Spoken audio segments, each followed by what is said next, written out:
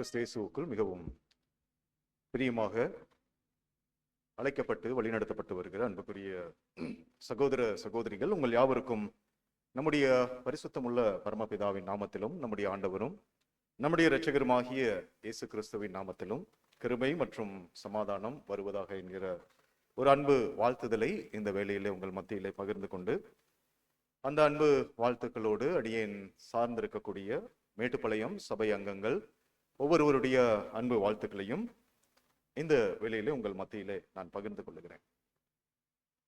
தேவனுடைய கிருபை, அவருடைய பராமரிப்பு, அவருடைய பாதுகாவல், அவருடைய போஷிப்பு நம் யாவரோடும் இருந்து கடந்த காலங்கள் முழுவதுமாக நம்மை காத்து மீண்டுமாக இந்த ஒரு வருடத்துல இந்த ஒரு விசேஷித்த நினைவு கூறுதல் நாட்கள் மற்றும் தியானங்களில் நம்மை வழிநடத்தி கொண்டு வருகிறார்.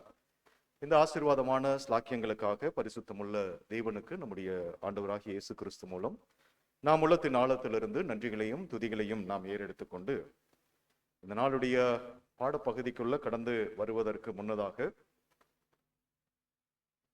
ஏறக்குறைய ஒரு 22 வருஷம் கழித்து நம்ம பெங்களூர் வரோம். ஸோ ஒரு சின்ன ஒரு அறிமுகம். அதற்கு முன்பு நம்ம இங்கே இருந்தோம்.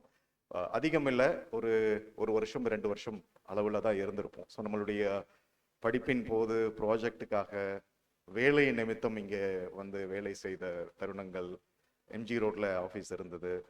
ஸோ எங்களுடைய ப்ராஜெக்ட்ஸ் எல்லாமே வந்து இங்கே யஷ்வந்த்பூர் மற்றும் மத்தியக்கரை இங்கே தான் வந்து கம்பெனிஸ் எல்லாம் நாங்கள் அப்ரோச் பண்ணி எங்களுடைய ப்ராஜெக்ட்ஸ் எல்லாம் வந்துட்டு நாங்கள் இங்கே பண்ணிட்டு இருந்தோம். ஸோ அப்போது இந்த பகுதிகள் கிட்டத்தட்ட 22 வருடங்களுக்கு பிறகு மீண்டுமாக இந்த பகுதியில் வந்து ஒரு தனி ஒரு சபையாக நீங்கள் தேவனுக்குள்ளாக கர்த்தருக்குள்ளாக நீங்கள் கூடி இந்த சபை மத்தியில் முதலாவதாக இந்த ஒரு நேரத்தில் இங்கே வந்து, அதுவும் இந்த விசேஷித்த காலப்பகுதியில் கடந்து வரவும் உங்கள் மத்தியிலே தேவ செய்தியை பகிர்ந்து கொடுப்பதற்கும் இப்படியான ஒரு விசேஷமான ஒரு ஸ்லாக்கியம், தேவன் இந்த ஒரு ஆசீர்வாதமான ஸ்லாக்கியம் அடியனுக்கு தந்த கிருபைகளுக்காக நான் முதலாவது அடியனுடைய நன்றிகளை நான் தேவனுக்கு ஏறெடுத்துக் கொள்ளுகிறேன். ஸோ சகோதரர்கள் ஒவ்வொருவருமே அடியனிடத்துல கேட்டுக்கொண்ட ஒரு விண்ணப்பம், உங்களிடத்துல அன்பு வாழ்த்துக்கள். அடியன் சார்ந்திருக்கிற அல்லது அடியன் போகக்கூடிய பகுதிகளில் இருக்கக்கூடியவர்கள். ஓகே, ஸோ நம்ம நேரடியாக பாடத்திற்குள்ள நம்ம கடந்து வரலாம். இயேசு கிறிஸ்து சந்தித்த 6 விசாரணைகள். நிச்சயமா இந்த பாடம் ஒருவேளை உங்களில் அநேகர் நீங்க கடந்த காலங்கள்ல இதை கேட்டு இருக்கலாம், அல்லது இந்த பாடங்களை நீங்க தனிப்பட்ட வகையில தியானம் செய்திருக்கலாம். ஸோ அன்பு சகோதர சகோதரிகளே, இந்த வருடத்துல இந்த ஒரு விசேஷித்த காலப்பகுதியில, அதுவும் இன்னும் ஒரு 2 நாட்களுக்குள்ளாக கர்த்தருடைய மரணத்தை நினைவு கூறும்படியாக நாம் அந்த ஒரு அனுசரிப்புக்குள்ள, அந்த பந்திக்குள்ள நாம் கடந்து வர இருக்கிறோம். அப்படிங்கிற போது அவருடைய கடைசி மணி வேளைகள், அவருடைய அந்த அனுபவங்கள், இவைகள் எல்லாமே நிச்சயம் நாம் தியானித்து நாம் இந்த ஒரு அனுசரிப்புக்குள்ள கடந்து வரும் போது நிச்சயமாக கர்த்தருடைய பாடுகள், அவருடைய அனுபவங்கள், அவருடைய தன்னை பலியாக்கின விதம், ஸோ இவைகள் எல்லாமே நமக்கு ஒரு மேலான ஒரு படிப்பினைகளை அது கொடுப்பதாக நம்ம அங்கே கவனிக்கிறோம். அன்பு சகோதர சகோதரிகள், சரி, அப்படி நம்ம அங்கே கவனிக்கும் போது இந்த விசேஷித்த காலப்பகுதியில நம்ம மத்தியில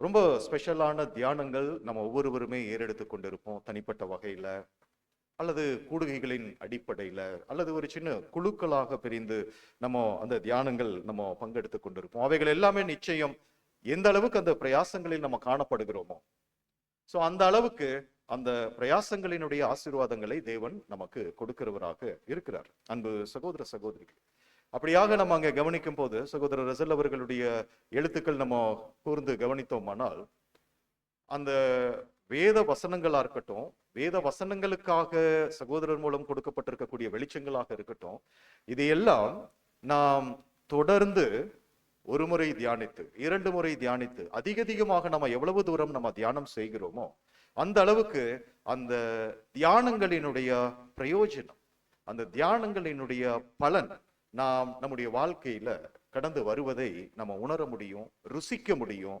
தேவனுக்கு நன்றியுள்ள இருதயத்தோடு அவர் நமக்கு நியமித்திருக்கிற அந்த நெருக்கத்தின் பாதையில ஓடுவதற்கு இவைகள் எல்லாமே நமக்கு அவசியமாக அங்கே காணப்படுகிறது. அப்படிங்கிற போது அன்பு சகோதர சகோதரிகளே, விசேஷமா இந்த ஒரு காலப்பகுதி அப்படின்னா ஏன் இதை ஒரு விசேஷமான காலப்பகுதி என்று நாம சொல்லுகிறோம் அப்படின்னா, தேவனுடைய பிள்ளைகளாகிய நம்ம ஒவ்வொருவருக்குமே நாம் உடன்படிக்கையின் வாழ்க்கைக்குள்ள நம்ம கடந்து வந்த பிறகு நம்முடைய வாழ்க்கையினுடைய ஒவ்வொரு மணித்துளிகளும் நமக்கு ரொம்ப ஸ்பெஷல்.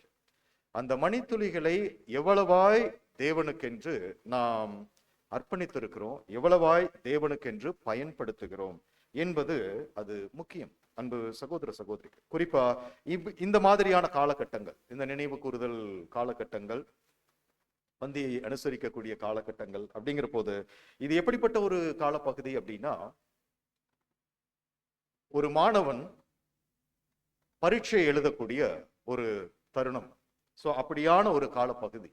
ஸோ பாருங்க, அதை நம்ம ஒப்புமைப்படுத்தி பார்க்கலாம். எப்படி அப்படின்னா, அதே மாணவன் சாதாரண நாட்கள்ல அவர் படிப்பதும், அவர் அதுக்கு கவனம் கொடுத்து ஃபோக்கஸ்டா கான்சென்ட்ரேஷனோட அவர் படிப்பதும், பரீட்சையின் வேலையில அல்லது இன்னும் உதாரணம் சொல்லும் போது ஒரு ஆனுவல் எக்ஸாம் அப்படின்னா, ஸோ ஒரு ஃபைனல் எக்ஸாம் அப்படிங்கிற போது அதுல எந்த அளவுக்கு கவனம் கொடுக்கணும், எவ்வளவு கருத்தா இருக்கணும், எவ்வளவு ஃபோக்கஸ்டாவும் எவ்வளவு முனைப்போடையும் நம்ம காணப்படும் இல்லைங்களா? ஸோ அதுதான் நம்ம இங்க கவனிக்கிறோம். ஒரு ஒப்பிட்டு பார்க்கும் போது அன்பு சகோதர சகோதரிகளே, இந்த காலகட்டமானது அப்படியான ஒரு காலகட்டம். ஏன்னா பாருங்க, கர்த்தர் தன்னை மரணத்திற்குள்ளாக ஊற்றக்கூடிய கடைசி மணி வேளைகளில் அவர் காணப்படுகிறார். கர்த்தர் சொன்ன வார்த்தைகள் நம்ம நினைவு இருக்கும். ஒருவரும் கிரியை செய்யக்கூடாத ராக்காலம் வர இருக்கிறது. சோ அந்த ராக்காலம் வருவதற்கு முன்னதாக கர்த்தர் தேவனுடைய சித்தம் எதுவோ அதை நிறைவேற்றுவதற்கு தன்னை முழுமையாக அதற்குள் ஊற்றினதை நம்ம அங்க கவனிக்கிறோம். அன்பான சகோதர சகோதரிகள், பாருங்க, அப்போ இது கர்த்தர் மரணத்திற்குள்ள கடந்து போவதற்கு முன்பு அவருக்கு என்று பிரத்யேகமாக அவருக்கு அந்த ஒரு விசேஷித்த ஒரு ராக்காலம் அங்க இருந்தது. சோ அதன் பிறகு அவரால் கிரியை செய்ய கூடாத ஒரு கால பகுதிக்குள்ளாக அவர் கடந்து போக இருக்கிறார்.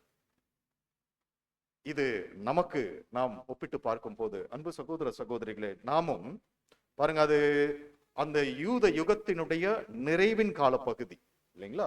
சுவிசேஷ யுகத்தினுடைய துவக்கம். சோ அந்த ஒரு பீரியட்ல ஆண்டவராகிய இயேசு கிறிஸ்துவுக்கு கிரியை செய்யக்கூடாதபடியான ஒரு ராக்காலம். அதை உணர்ந்து நேரமும் காலமும் இருக்கும் போதே அவரு எவைகளை எல்லாம் செய்ய வேண்டும், அது எவ்வளவு முனைப்போட சிறப்போட அவர் செய்ய வேண்டும். சோ அவைகளை எல்லாம் அவர் உணர்ந்தவராக அவர் அங்க செய்ததை நம்ம அங்க கவனிக்கிறோம். அன்பான சகோதர சகோதரி, அப்போ அப்படியான ஒரு காலப்பகுதி தான் இன்னைக்கு நமக்கும். சோ காலப்பகுதி தான் நமக்கும் அப்படின்னா, அந்த கிரியை செய்யக்கூடாத ராக்காலம் என்பது நமக்கு விரைவாக வர இருக்கிறது. சோ ஒரு இக்கட்டான பாருங்க, நம்ம சுவிசேஷ யுகத்தினுடைய கடைசி கால பகுதியில நம்ம வாழ்ந்து கொண்டிருக்கிறோம் அப்படின்னா, சோ அப்ப அந்த கடைசி கால பகுதி இது எப்படிப்பட்ட ஒரு நிலையாக இருக்கும், தீர்க்க தரிசனங்களினுடைய நிறைவேறுதல்கள் எப்படியெல்லாம் கடந்து போகும், இவைகளை எல்லாம் நாம் அறிந்திருக்கிறோம் இல்லைங்களா? அப்படிங்கிற போது உண்மையாகவே உண்மை திருச்சபை வகுப்பாருக்கு இந்த கடைசி காலகட்டங்கள் என்பது பரீட்சை நிறைந்த, சோதனைகள் நிறைந்த, பாடுகள் நிறைந்த, உபத்திரவங்கள் நிறைந்த ஒரு காலப்பகுதியாகவே, ஒரு வேளையாகவே இது காணப்படும். பாருங்க, விரைவாக நாமும் அந்த சுவிசேஷ யுகத்தினுடைய கடைசி கால பகுதியில கடந்து வந்திருக்கிறோம் அப்படின்னா, ஒரு ஓவர்லாப்பிங் பீரியட்ல நம்ம வாழ்ந்து கொண்டிருக்கிறோம் அப்படின்னா, அப்போ நமக்கு உரிய கிரியை செய்யக்கூடாத ஒரு ராக்காலம் என்பது அங்கே இருக்கிறது. ஆனா இப்போ நம்ம கிரியை செய்து கொண்டு இருக்கும்படியான ஒரு கால பகுதி தேவன் கிருபையாக கொடுத்திருக்கக்கூடிய ஒரு கால பகுதி. அப்ப இந்த கால பகுதிகளினுடைய தன்மைகளை, அந்த தாற்பரியங்களை நாம் உணர்ந்தவர்களாக இந்த காலப்பகுதிகளை மெய்யாகவே பயன்படுத்தி கொள்ள வேண்டியவர்களாக நாம் காணப்படுகிறோம். அன்பான சகோதர சகோதரிகள், அதுவும் விசேஷமா இந்த நினைவு கூறுதல் காலப்பகுதியில பந்திக்கு ஆயத்தப்படுகிற இந்த வேலையில இன்னொரு 2 நாட்கள் தான் அப்படின்னா, சோ அப்போ என்னென்ன நியமங்கள் தேவன் கொடுத்திருக்கிறார், நிழலான பஸ்காவுல தேவன் மாம்சிக இஸ்ரேல் ஜனங்களுக்கு என்னென்ன நியமங்கள் கொடுத்திருந்தார், அந்த நியமங்கள் அடிப்படையில அவர்கள் எப்படியெல்லாம் அந்த பஸ்காவை அவர்கள் அனுசரித்தார்கள். ஸோ இவைகள் எல்லாம் நம்ம நிறைய பாடங்கள் மூலமாக அறிந்திருக்கிறோம். அதேபடி அதன்படியாகவே நம்முடைய இந்த நிஜ பஸ்கா ஆடாகிய கர்த்தருடைய மரணத்தை நாம் நினைவு கூறுகிறோம் அப்படின்னா, சோ நமக்கென்று நியமங்கள் தேவன் கொடுத்திருக்கிறார். அந்த நியமங்களின் அடிப்படையில நாம் என்ன செய்ய வேண்டி இருக்கு அப்படின்னா, இந்த ஒரு பந்திக்கு நேராக ஆயத்தப்பட வேண்டி இருக்கு. சோ நம்மை விட்டு புளிப்புகளை அகற்றப்பட வேண்டியது அவசியமா இருக்கு. நம்முடைய உடன்படிக்கையை நாம் நினைவு கூர்ந்து நிறைவேற்றுவதில் கருத்தாய் நாம் காணப்பட வேண்டியதாக அங்க இருக்கு. சோ இது மாத்திரமல்ல, சுய பரிசோதனைகள் நாம் செய்து கொள்ள வேண்டியவர்களாக இருக்கிறோம். சுத்திகரிப்பை நமக்குள்ள அதிகமாய் நடைமுறைப்படுத்துகிறவர்களாக இருக்கணும். சோ இவைகள் எல்லாமே அன்பு சகோதர சகோதரிகளை, இது மாத்திரமல்ல, தேவனிடத்துல நெருங்கி சேருவதாக இருக்கட்டும், அல்லது விழிப்பும் ஜெபமுமாக இருக்கட்டும், இது எல்லாமே நம்ம கவனத்துல கொள்ளும் போது நியமங்களாக அந்த பந்திக்கு எந்த வகையில நம்ம ஆயத்தப்படலாம் அப்படின்னா, இந்த நியமங்கள் நாம கற்றுக்கொண்டு இந்த நியமங்களின் படியாக நம்ம ஆசரிப்பது அது நமக்கு ஆசீர்வாதம் என்று சொல்லி நம்ம அங்க கவனிக்கிறோம். சரி, அப்ப இவைகளை எல்லாம் ஒரு முன்னுரையாக வைத்துக்கொண்டு நம்ம பாடத்திற்குள்ள கடந்து வரும்போது, கர்த்தர் இயேசு சந்தித்த 6 விசாரணைகள். சோ அப்ப அந்த 6 விசாரணைகள் அப்படின்னா அந்த கடைசி தருணங்கள். இப்போ அதுக்கு தான் நம்ம இவ்வளவு நேரம் அந்த இன்ட்ரோடக்ஷனை பார்த்தோம். சோ அப்படின்னா அந்த கடைசி தருணங்கள் அப்படிங்கிற போது கர்த்தரிடத்திலிருந்து அல்லது கர்த்தர் கடந்து போன அல்லது கர்த்தர் உட்படுத்தப்பட்ட வினோதமான அல்லது அவருக்கென்று பிரத்யேகமாக இருந்த அந்த விசேஷித்த அனுபவங்கள். சோ அந்த அனுபவங்களினோட நமக்கான பாடங்கள் என்னென்ன? சோ அவைகளை நம்ம கற்றுக்கொள்ள இருக்கிறோம் அன்பான சகோதர சகோதரிகள், அல்லது கற்றுக்கொள்ள இருக்கிறோம் என்பதை விட நிச்சயம் இந்த பாடங்கள் நம்ம அதிகம் தியானம் செய்திருப்பதனால மீண்டும் நினைவுபடுத்திக் கொள்ளலாம். ஒருவேளை நாம் ஒவ்வொருவருமே பலவீனர்கள், மாம்சத்துல காணப்படுகிறோம். நிச்சயம் அந்த ஒரு பாத்திரத்திலிருந்து அது ஒழுகி விடுவதற்கு, கடந்து போவதற்கு வாய்ப்புகள் இருக்கு. சோ அதனால மீண்டும் அவைகளை நாம் நினைவுபடுத்தி கொண்டு நாம் இந்த ஒரு பந்திக்கு நேராக நாம் ஆயத்தப்படுகலாம் அன்பு சகோதர சகோதரிகள். சரி, அப்ப கர்த்தருடைய அந்த 6 விசாரணைகள் என்று சொல்லும் போது, அந்த 6 விசாரணைகள் 2 வகையில நம்ம பிரிக்கலாம், அறிந்திருக்கிறோம். என்னென்ன வகைகளுங்க?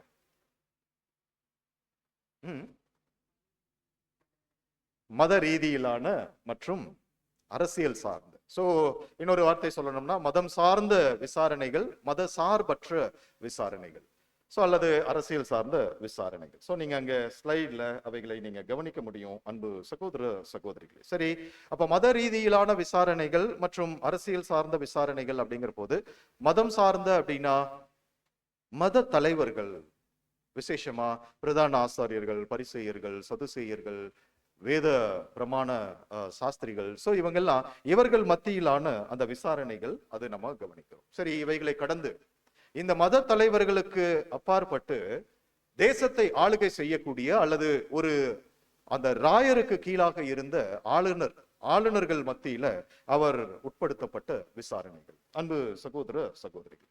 சோ அப்போ இவைகளை எல்லாம் நம்ம அங்க கவனிக்கும் போது, அந்த நிழலான பஸ்காவை ஆண்டவராகிய இயேசு கிறிஸ்து அங்கே மேல் வீட்டறையில அவர் சீஷர்களோடு அவர் அனுசரிக்கிறார் இல்லைங்களா? நீசான் மாதம் 14ஆம் தேதி கர்த்தர் அவர் கற்றுக்கொண்ட அந்த நியமங்களை எல்லாம் நடைமுறைப்படுத்தி அவர் அந்த நீசான் 14ஆம் தேதி 6 மணிக்கு மேலாக அந்தி சாயும் வேளையில அவர் அங்கே அந்த அனுசரிப்புக்குள்ளாக அவர் கடந்து வருவதை நம்ம அங்க பார்க்கிறோம் அன்பான சகோதர சகோதரிகள்.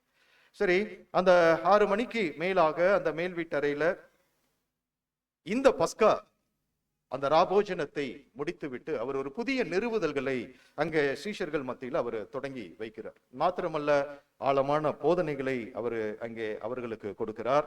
ஆறுதலான வார்த்தைகளை அங்கே சீஷர்களுக்கு கொடுக்கிறார். அநேக அறிவுரைகள், ஆலோசனைகள் அங்கே கொடுக்கிறார். சோ அதெல்லாம் மேல் வீட்டறையில அவர் கொடுக்கக்கூடிய போதகங்கள், அது எந்த அடிப்படையில் அவைகள் எல்லாம் காணப்பட்டது அப்படின்னா, அவர் வெறுமனே வார்த்தையில மாத்திரம் அந்த போதகங்களை, ஒரு உபதேசங்களை அவர் கொடுக்கிறவராக இல்லை. மாறாக அவருடைய வார்த்தை, அவருடைய கிரியைகளின் மூலமாக, அதாவது அந்த சுபாவங்கள், அந்த குணலட்சணங்களுக்கு அவர் காண்பிக்க வேண்டிய கிரியைகளின் மூலமாக தன்னை தாழ்மைப்படுத்தி கொண்டு அந்த ஒரு மேல் வீட்டறையில சீஷர்கள் தன்னிடத்திலிருந்து கற்றுக்கொள்ள வேண்டும் என்கிற ஒரு நோக்கத்தோட அவர் கிரியையின் மூலமாகவும் அவர்களுக்கு அநேக போதனைகளை அவர் கற்றுக் கொடுக்கிறார் என்று சொல்லி நம்ம அங்க பார்க்கலாம். இவைகளுக்கு எல்லாம் பிறகுதான் என்ன ஆகுது அப்படின்னா, அவர்கள் பாருங்க அந்த 6 மணி, அதே போல 6 மணிக்கு மேல மேல் வீட்டறையில சோ இந்த படிப்பினைகள், அறிவுரைகள், ஆலோசனைகள் நிறைய கொடுக்கிறார். இது எப்படிப்பட்ட ஒரு தருணம் தருணமாக அவருக்கு அங்கே காணப்பட்டது அப்படின்னா, ஒரு ஒரு விசேஷமான, அவரு ரொம்ப அவருடைய வார்த்தையில, அவருடைய வசனத்துல பதிவு செய்வது போலவே, நான் இந்த மரணத்திற்குள்ளாக என்னை ஊற்றுவதற்கு முன்பு இந்த ஒரு பஸ்காவை உங்களோடு சேர்ந்து ஆசரிப்பதற்கு நான் மிகவும் ஆசையா இருந்தேன் என்று அவருடைய வார்த்தைகள். அப்போ அதற்காக அவர் காத்து கொண்டு இருக்கிறார்.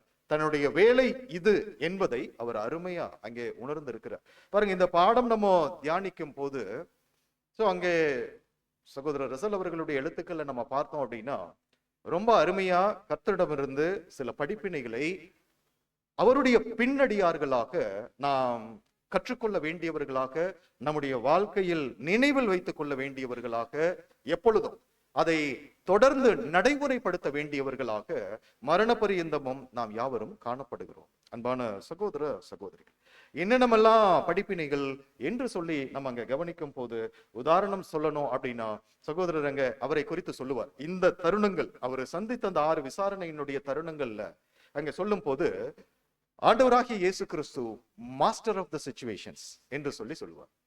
அப்போ அந்த ஒரு சூழ்நிலைகளை அவர் கட்டுப்பாட்டில் வைத்து அதை எப்படியாக கையாள வேண்டும், தன்னுடைய வேலையை எப்படி தேவனுக்கென்று சாட்சி கொடுக்கும்படியாக கையாள வேண்டும், தேவன் இடத்துல தான் செய்து கொண்ட அர்ப்பணிப்பை நிறைவேற்றுவதற்கு சூழ்நிலைகளை மாத்திரம் அல்ல, நம்முடைய கர்த்தர் விஷயத்துல நம்ம கவனிக்கும் போது சகோதரருங்க மாஸ்டர் ஆஃப் சிச்சுவேஷன்ஸ் என்று கொடுத்திருப்பார்.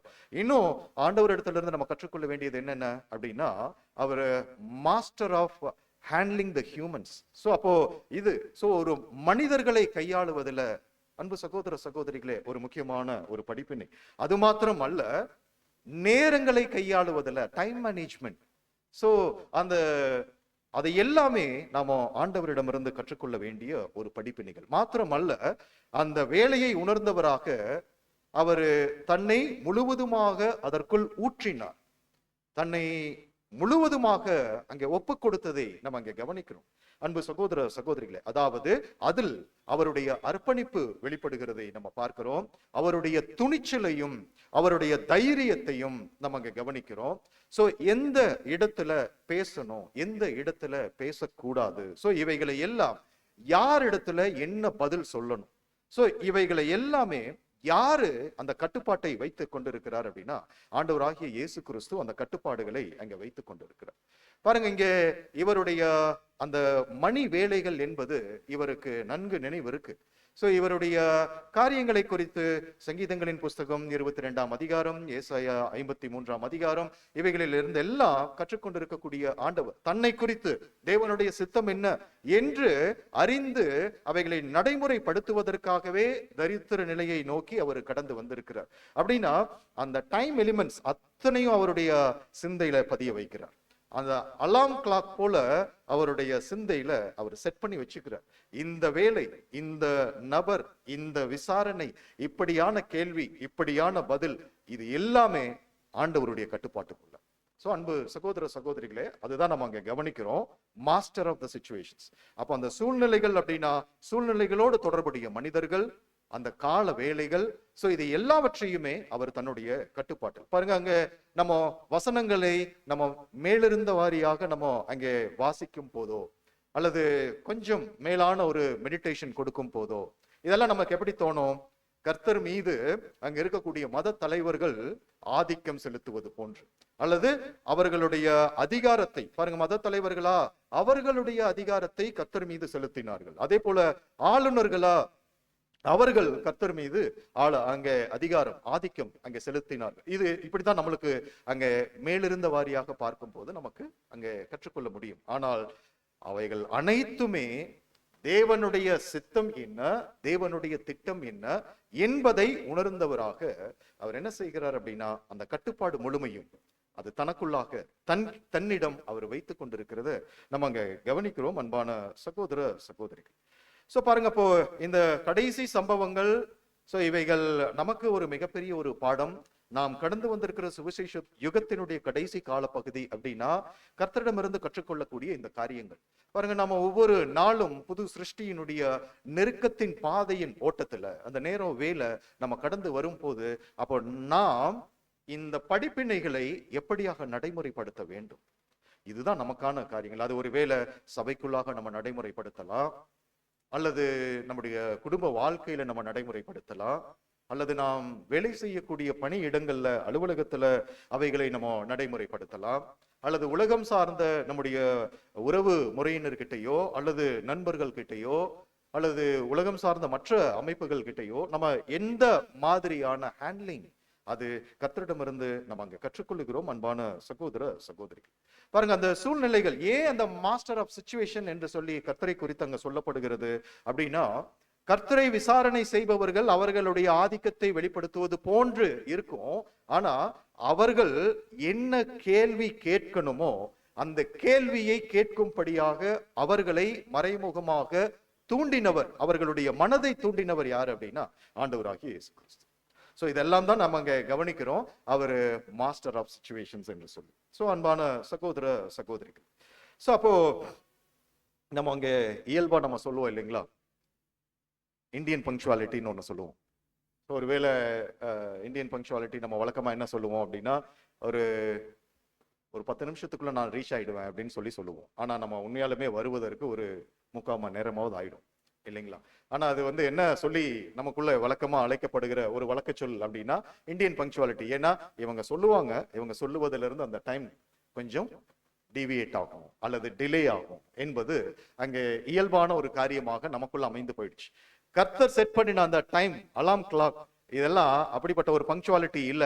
தன்னுடைய வேலை என்ன, தான் எப்படிப்பட்ட ஒரு சூழ்நிலைக்குள்ளாக அனுமதிக்கப்பட்டிருக்கிறேன் உணர்ந்தவராக அன்பு சகோதர சகோதரிகளே ரொம்ப சரியாக அந்த கால வேளைகளையும் நபர்களையும் சூழ்நிலைகளையும் அவர் தன் கட்டுப்பாட்டில் வைத்து அவர் கையாளுகிறார் என்று சொல்லி நம்ம அங்க கவனிக்கிறோம். அன்பான சகோதர சகோதரி, சரி, இப்ப நம்ம இந்த பாடங்கள் இதுதான் இந்த ஒரு 6 விசாரணைகளின் போது நம்ம கற்றுக்கொள்ளக்கூடிய பாடமாக இருக்கு. இவைகளினூடே சம்பவங்களுக்குள்ளாக கடந்து போகும் போது இதெல்லாம் கர்த்தர் எப்படி கையாண்டார், சோ அதுதான் நம்ம அங்கே நினைவுபடுத்திக் கொள்ள இருக்கிறோம். அன்பான சகோதர சகோதரி, சரி பாருங்க, அங்கே யோவான் 13ஆம் அதிகாரம் நம்ம வசனம் அதுல பார்க்கும் போது மேல் வீட்டறையில அவர்கள் ஒன்று கூடி இருக்கிறார்கள். சோ மேல் வீட்டறையில ஒன்று கூடி பாருங்க, அந்த 14ஆம் அதிகாரம் தொடங்கி நாம் அங்கே கவனிக்கும் போது அதெல்லாமே நீங்க ஸ்லைட்ல பார்க்க முடியும். பாருங்க, அவங்க ஆறுதலான வார்த்தைகள் கொடுப்பதாக இருக்கட்டும். சோ அந்த 14ஆம் அதிகாரத்தினுடைய கடைசி அந்த 31வது வசனம் நம்ம பார்க்கிறோம் அப்படின்னா, அங்க என்ன ஆகுது அப்படின்னா, அவர்கள் மேல் வீட்டறையில அந்த அனுசரிப்பை எல்லாம் நிறைவு செய்து 10 மணிக்கு மேலாக அவர்கள் கிளம்பி அவங்க அந்த மேல் வீட்டறையை விட்டு கிளம்பி அவங்க கெத்செமனே நோக்கிய பயணத்தில் அவர்கள் காணப்படுகிறார்கள்.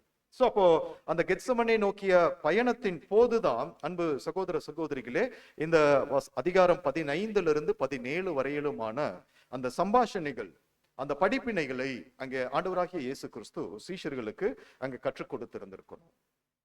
அப்போ கெத்செமனே நோக்கிய நடைப்பயணம் என்கிற ஒரு தலைப்பின் கீழாக நம்ம பாடம் பார்க்கும் போது அவர் எந்தெந்த பகுதிகளை எல்லாம் கடந்து போய் அவர் கெத்செமனே தோட்டத்தை அவரு சென்றிருப்பார் என்று நம்ம அந்த பாடங்கள்ல நம்ம பார்க்கிறோம் இல்லைங்களா. சோ பாருங்க, அப்போ அவரு அந்த ஊசி வாசலை கடந்து போயிருப்பார். சோ அது எதை அடையாளப்படுத்துது அப்படின்னா, simple of complete consecration. So அது அடையாளப்படுத்துகிறது. ஊசி வாசல் நமக்கு தெரியும், நீடல் கேட், அதனுடைய தாற்பயங்கள் என்ன, பேசிக் சப்ஜெக்ட்ல இருந்து நம்ம கேட்டுட்டு வரோம். ஓகே, அடுத்தது இன்னும் குமாரனின் பள்ளத்தாக்கு. சோ அது அங்கே அவர் கடந்து போயிருப்பார். காய்பாவினுடைய அந்த அரண்மனையை அவர் கடந்து போயிருப்பார். சீலோவாம் குளத்தை அவர் கடந்து போயிருப்பார். தேவாலயம், அந்த தேவாலயத்தினுடைய அந்த முன்னாடி புல்தா கேட் முன்னாடி இருக்கக்கூடிய அந்த ஒரு திராட்சை செடி மற்றும் கொடிகள், அந்த கனிகள், சோ அது அங்க வரையப்பட்டிருந்தது, அதை அவர் கடந்து போயிருப்பார். பாருங்க, அதெல்லாம் அங்க கவனிக்கும் போதுதான் அந்த ஒவ்வொரு இட பகுதியையும் அவங்க கடந்து போகும்போது கர்த்தராகிய இயேசு கிறிஸ்து சில படிப்பினைகளை அந்தந்த இடங்களை மையப்படுத்தி அல்லது அதை பயன்படுத்தி அங்கே சீஷர்களுக்கு அவர் கற்றுக் கொடுக்கிறதை பார்க்கிறோம். அதுலதான் 15ஆம் அதிகாரத்துல நம்ம பார்க்கிறோம் அந்த ஒரு திராட்சை செடி மற்றும் கொடிகள். சோ அந்த உவமையை குறித்து அவர் அங்க சொல்லுவதை பார்க்கிறோம். சரி, அப்ப மீண்டும் ஆறுதலான வார்த்தைகளையும் சீஷர்களுக்கு அங்க பெரிய ஒரு ஜெபம், அவர்களுக்குரிய ஒரு மிக நீண்ட ஜெபம் அங்கே 17ஆம் அதிகாரத்துல கர்த்தர் இயேசு அங்க செய்கிறதை அங்க பார்க்கிறோம். சோ இந்த 17ஆம் அதிகாரம் நிறைவு செய்து பாருங்க, 18ஆம் அதிகாரத்தினுடைய ஆரம்பத்துல முதல் வசனத்திலே நம்ம பார்த்தோம் அப்படின்னா, நம்ம வசன பகுதிகள் எல்லாம் நம்ம ஜஸ்ட் நினைவுல வைத்துக் கொள்ளலாம். நம்ம இன்னைக்கு வாசித்தோம் அப்படின்னா கொஞ்சம் டைம் கடந்து போயிடும். அதனால எளிமையா சம்பவங்களை நம்ம நினைவுபடுத்திட்டு காரியங்கள் உள்ளாக நம்ம கடந்து வரோம். பாருங்க, இப்போ 18ஆம் அதிகாரத்தினுடைய ஆரம்பத்துல முதல் வசனத்துல அவர்கள் கெத்செமனே நோக்கி கடந்து வந்துட்டாங்க. இப்போ அந்த இடத்துல கெதரோன் என்கிற ஒரு ஆற்றை கடந்து இந்த கெத்செமனே தோட்டத்திற்கு அவர்கள் கடந்து வருவதை நம்ம அங்க பார்க்கிறோம். அன்பான சகோதர சகோதரிகள், சரி, அப்ப பாருங்க, மாலை 6 மணி அளவுல மேல் வீட்டறையில ஒன்று கூடினவர்கள் இத்தனை நிகழ்வுகளையும் கடந்து 10 மணிக்கு மேலாக மேல் வீட்டறையை விட்டு அவங்க கெத்செமனே நோக்கிய பயணத்துல அநேக படிப்பினைகளும் சம்பாஷணைகளும் கர்த்தர் அவர்களுக்கு கற்றுக் கொடுத்து, இப்போ அவங்க கெத்செமனே 10 மணிக்கு மேலாக அப்படின்னா இது எவ்வளவு தூரம் என்று சொல்லி நம்ம அங்க பார்க்கும் போது ஒரு 1.5 கிலோமீட்டர். ஸோ அந்த 1.5 கிலோமீட்டர் அப்படின்னா அந்த 1.5 கிலோமீட்டர் அளவுக்கு அது மலைப்பாங்கான ஒரு தேசமாக இருப்பதனால அவங்க கடந்து போவதில் கொஞ்சம் தாமதமாகி இருக்கலாம். ஸோ அப்போ அவங்க கடந்து போகும்போது அந்த இடத்துல ஒரு நள்ளிரவு, ஒரு அப்ராக்சிமேட்டா ஒரு நள்ளிரவு, ஒரு 11:45 12 மணி அளவுல அந்த கெத்செமனே தோட்டத்தை அவர்கள் அடைந்திருக்கலாம் என்று சொல்லி நம்ம அங்க பார்க்கிறோம். பாருங்க, அதெல்லாம் தான் நம்ம அந்த ஸ்லைட்ல அங்க கவனிக்க முடியும். சோ இவைகளுக்கு பிறகு கெத்செமனே அந்த மணி வேளையில கர்த்தருடைய மனது எப்படிப்பட்டதாக இருக்கு. சோ அது நமக்கான ஒரு பாடம். பட் நம்ம அதற்குள்ள போறது இல்லை. சோ அதுல எப்படிப்பட்ட ஒரு மரண வியாகுலத்தை அவர் வெளிப்படுத்துகிறவராக இருந்தார், எப்படிப்பட்ட ஒரு விழிப்பும் ஜெப நிலையையும் சீஷர்களுக்கு அவர் கற்றுக் கொடுக்கிறார் இல்லைங்களா. இவைகளை எல்லாமே நம்ம அங்கே பார்த்து வருகிறோம். சோ அப்போ இவைகளுக்கு எல்லாம் பிறகுதான் இந்த கெத்செமனே மணி வேளைக்கு பிறகு கர்த்தருடைய கைது செய்யப்படுதல் என்பது அங்கே நடக்கிறது. சோ கர்த்தருடைய கைது அந்த நள்ளிரவு 12:15 மணி அளவுல அவருடைய கைதானது நடந்திருக்கலாம் என்று அங்கே வரலாற்று ஆசிரியர்கள் அங்க சொல்லுவதை நம்ம அங்க பார்க்கிறோம். அதே போல அந்த நள்ளிரவு 12 மணிக்கு மேலாக கைது செய்யப்பட்ட ஆண்டவராகிய இயேசு கிறிஸ்து இப்ப முதலாவதாக அங்கே கொண்டு வந்து நிறுத்தப்படக்கூடிய ஒரு நபர் அண்ணா. சோ இந்த அண்ணா அவரு மத ரீதியிலான விசாரணையில முதல் கட்டம், சரிங்களா. பாருங்க, அங்க ஒவ்வொரு டைம் எலிமெண்ட்ஸும் நம்ம அங்க பார்க்க முடியும் ஸ்லைட்ல. சோ 12:30 மணி அளவுல பிரதான ஆசாரியன், அதாவது முந்தைய காலத்து பிரதான ஆசாரியனாகிய அண்ணா, சோ அவரிடத்துல விசாரணை. 1 மணியிலிருந்து 2 மணி அளவுல அந்த வருஷத்து பிரதான ஆசாரியனாகிய காய்பா, அவரிடமான விசாரணை. 4:30 மணி அளவுல அந்த நியாய சங்கம் அல்லது ஆலோசனை சங்கத்தின் முன்பாக அவர் விசாரிக்கப்படுகிறார். அதன் பிறகு இந்த 3 கட்ட விசாரணைகள் என்பது இது மதம் சார்ந்த ஒரு விசாரணைகள். சோ இதற்கு அடுத்தது அந்த 3 கட்டம் 4, 5, 6 அப்படிங்கிற போது அது அரசியல் சார்ந்த ஒரு விசாரணைகளாக. பாருங்க, அது 5, 5:30, 6 மணி அளவுல அங்கே பிலாத்து, ஏரோது, மீண்டும் பிலாத்துவிடம் அந்த விசாரணைக்குள்ளாக ஆண்டவராகிய இயேசு கிறிஸ்து அங்கே அனுமதிக்கப்படுகிறார் என்று சொல்லி நம்ம அங்க கவனிக்கிறோம். அன்பான சகோதர சகோதரி, பாருங்க, அதை நீங்க அடுத்த ஸ்லைட்ல பாத்தீங்கன்னா, சோ அவர்களுடைய அங்க எங்க இருந்து அவங்க கடந்து போனாங்க, நம்பர் 1, நம்பர் 2, நம்பர் 3. ஸோ அதை நம்ம பார்க்க முடியும். இதெல்லாம் நீங்க ஏற்கனவே இந்த பிக்சர்ஸ் நீங்க பார்த்திருப்பதற்கு வாய்ப்புகள் இருக்கு. சரி, இப்போ அண்ணாவின் முன்பாக கர்த்தராகிய இயேசு கிறிஸ்து விசாரணை நிமித்தம் அவரு கடந்து வந்து இருக்கிறார். நம்ம வசனம் வாசிக்க கேட்கலாம். யோவான் 18ஆம் அதிகாரத்துல 12 தொடங்கி 14 வரையிலும் வாசிக்கலாம். அப்பொழுது போர் சேவகரும் 1000 போர் சேவகரும் தலைவனும் யூதருடைய ஊழியக்காரரும் இயேசுவை பிடித்து அவரை கட்டி முதலாவது அவரை அண்ணா என்பவரிடத்திற்கு கொண்டு போனார்கள். அவன் அந்த வருஷத்து பிரதான ஆசிரியனாகிய காய்பாவுக்கு மாமனாயிருந்தான். ஜனங்களுக்காக ஒரே மனுஷன் சாகிறது நலமாயிருக்கும் என்று யூதருக்கு ஆலோசனை சொன்னவன் இந்த காய்பாவே. போதுங்க சிஸ்டர். சோ பாருங்க, அன்பு சகோதர சகோதரிகளே, இது ஒரு ஆதார வசனமாக இந்த ஒரு முதல் கட்ட விசாரணையில அது எப்படிப்பட்டதாக அங்க நடந்தது, யார் முன்பு கர்த்தர் கொண்டு போய் நிறுத்தப்பட்டு இருக்கிறார், அந்த விசாரணையானது எப்படி கடந்து போகிறது என்பதை நம்ம அந்த வசனங்கள்ல பார்க்கிறோம். சோ முதலாவது அவரை அண்ணா என்பவரிடத்திற்கு கொண்டு போனார்கள். சோ அந்த வருஷத்து பிரதான ஆசாரியனாகிய காய்பாவுக்கு இவர் மாமனாக அங்கே இருந்திருக்கிறார். சரி, பாருங்க, இதனுடைய விஷயங்கள் நம்ம பின்பு வரலாம். நம்ம அடுத்தது 15, 16 நம்ம வசனம் வாசிக்கும் போது வாசிக்கலாம். சீமோன் பேதுரு வேறொரு சீஷனும் இயேசுவுக்கு பின் சென்றார்கள். அந்த சீஷன் பிரதான ஆசாரியனுக்கு அறிமுகமானவனாய் இருந்ததினால் இயேசுவுடனே கூட பிரதான ஆசாரியனுடைய அரண்மனைக்குள் பிரவேசித்தான். பேதுரு வாசலருகே வெளியே நின்றான். அப்பொழுது பிரதான ஆசாரியனுக்கு அறிமுகமானவனாயிருந்த மற்ற சீஷன் வெளியே வந்து வாசல் காக்கிறவர்களுடனே பேசி பேதுருவை உள்ளே அழைத்து கொண்டு போனான். பாருங்க அன்பு சகோதர சகோதரிகளே, கர்த்தருடைய அந்த விசாரணையை முதலாவது கட்ட விசாரணையை நாம தியானிப்பதற்கு முன்னதாக இந்த ஒரு 2 வசன பகுதிகள் சில படிப்பினைகளை நமக்கு அங்கே கொடுப்பதாக இருக்கு. அப்போ சீமோன் பேதுரு மற்றும் வேறொரு சீஷன், பாருங்க இங்க யோவான் பதிவு செய்கிறார். இது யோவானை குறித்து அவரே எழுதக்கூடிய வார்த்தைகள். அப்போ பேதுருவும் யோவானும் மாத்திரம் அங்கே இயேசுவுக்கு பின் சென்றவர்களாக காணப்படுறாங்க. அவரோடு அதுவரையிலும் 3.5 வருஷம் இருந்த மற்ற சீஷர்களினுடைய நிலை தெரியல. சோ அங்கே வசனம் நமக்கு தெரியப்படுத்துகிறது போலதான், மந்தையை வெட்டுவேன்.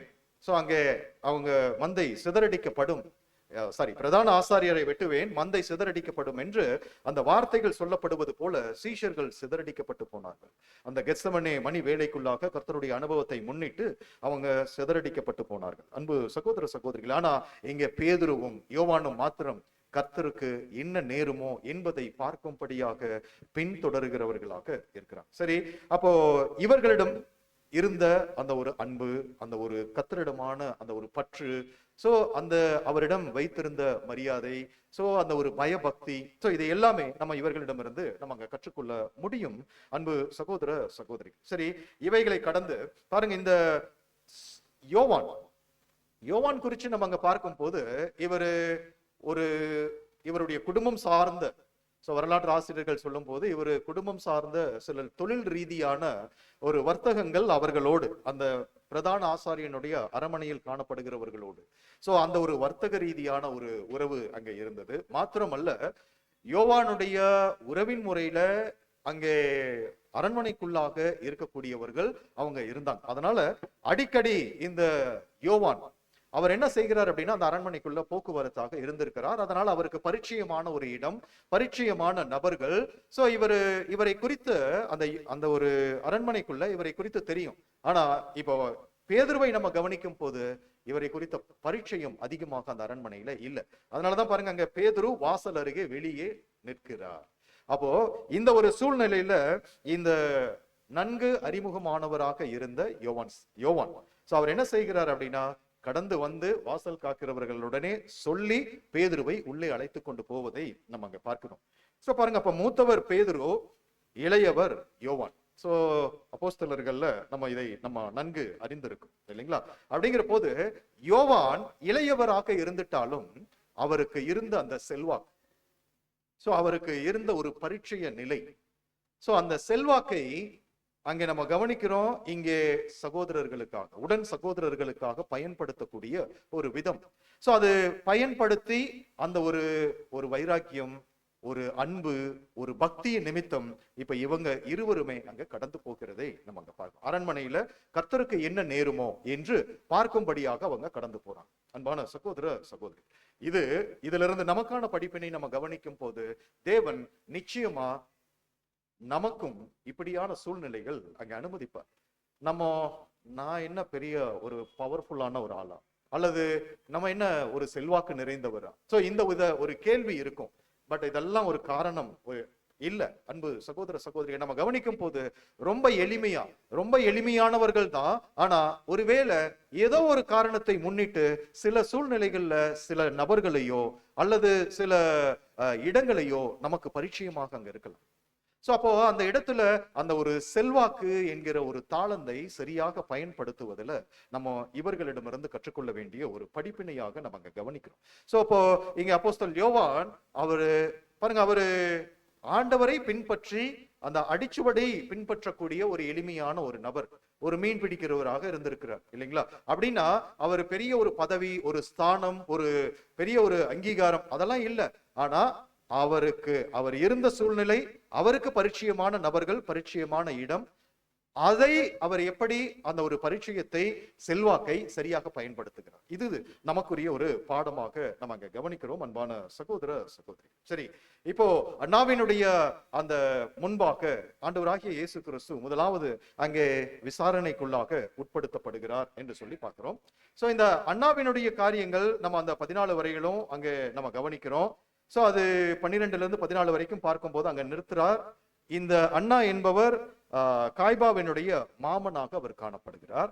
சோ பாருங்க, இந்த ஒரு விசாரணை மாத்திரமல்ல, அந்த 6 விசாரணையுமே நம்ம அங்க கவனம் கொடுக்கும் போது, அன்பு சகோதர சகோதரிகளே, இது எல்லாமே சட்டத்திற்கு புறம்பானதாக அல்லது சட்டவிரோதமாக நடத்தப்படக்கூடிய ஒரு விசாரணைகளாக மாத்திரமே அங்கே நடந்திருக்கு.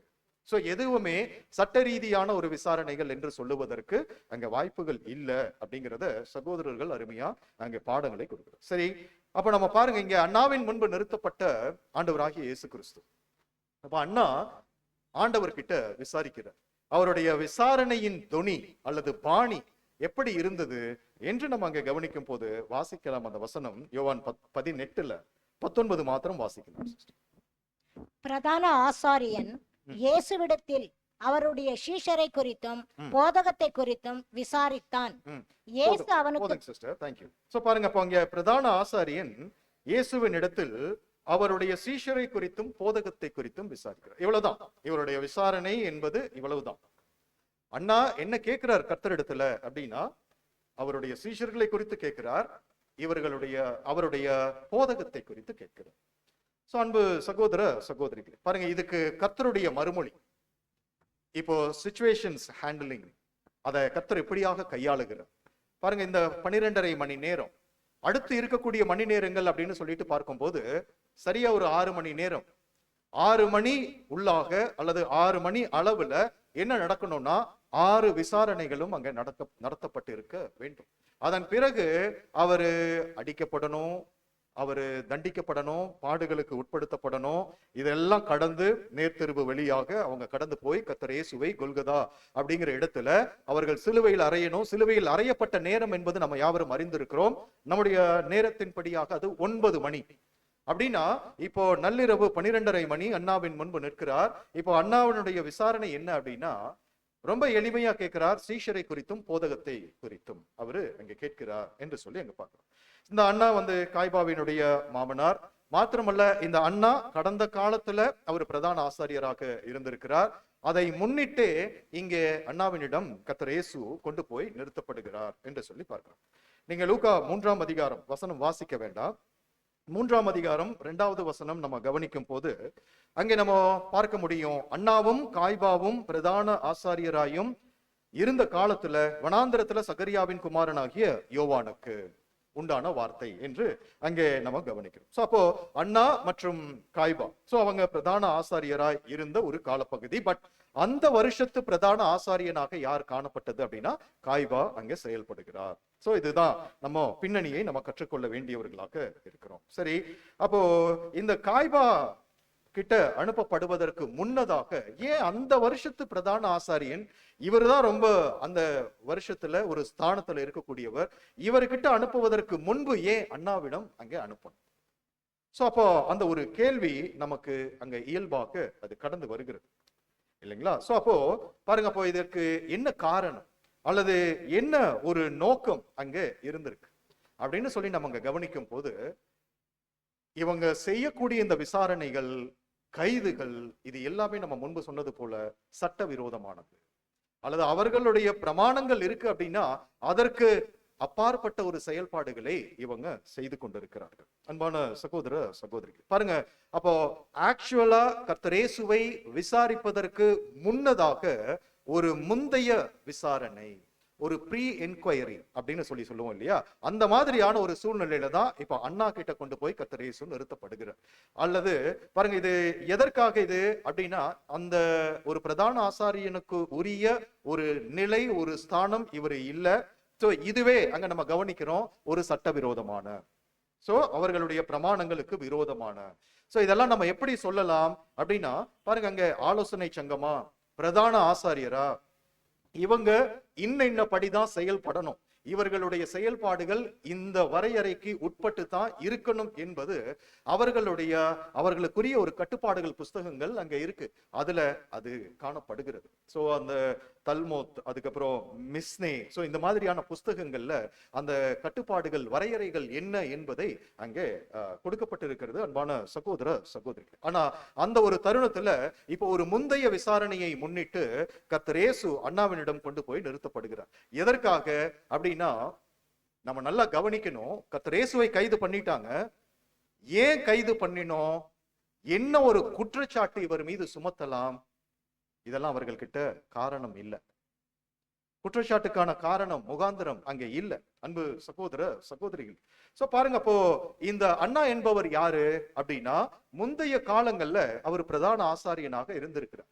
அப்படின்னா இன்னும் ஒரு ஒரு வார்த்தை நமக்கு என்ன சொல்லப்படுகிறது அப்படின்னா, அந்த வருஷத்து பிரதான ஆசாரியனாய் இருந்த காய்வாவினுடைய மாமனார். அப்படின்னா வயது மூத்தவராக அவர் இருந்திருக்கிறார். அப்படின்னா அப்ப அவரு வயதில் மூத்தவராகவும் அனுபவம் வாய்ந்தவராகவும், அந்த அனுபவத்தின் மத்தியில அவர் அநேக இது போன்ற விசாரணைகள் அவர் செய்தவராக காணப்படலாம், இல்லைங்களா? சோ அப்போ இவர்கிட்ட அனுப்புறாங்க அப்படின்னா என்ன ஒரு காரணத்தை முன்னிட்டு இவரிடம் அனுப்புறாங்க அப்படின்னா, பாருங்க, ஒரு மூத்தவராக இவருடைய செல்வாக்கு, இவருடைய ஒரு அங்கீகாரம் இந்த ஆண்டவருடைய கைதில் காணப்படுகிறது. அதாவது அவரும் அதை ஏற்றுக்கொள்ளுகிறார், அங்கீகரித்திருக்கிறார் அப்படிங்கிறத ஜனங்கள் யாவரும் அறிந்து கொள்ள வேண்டும் என்பதற்காக அவரிடத்துல கர்த்தர் இயேசு கொண்டு போகப்படுகிறார் என்று சொல்லி நம்ம அங்க பார்க்கிறோம்.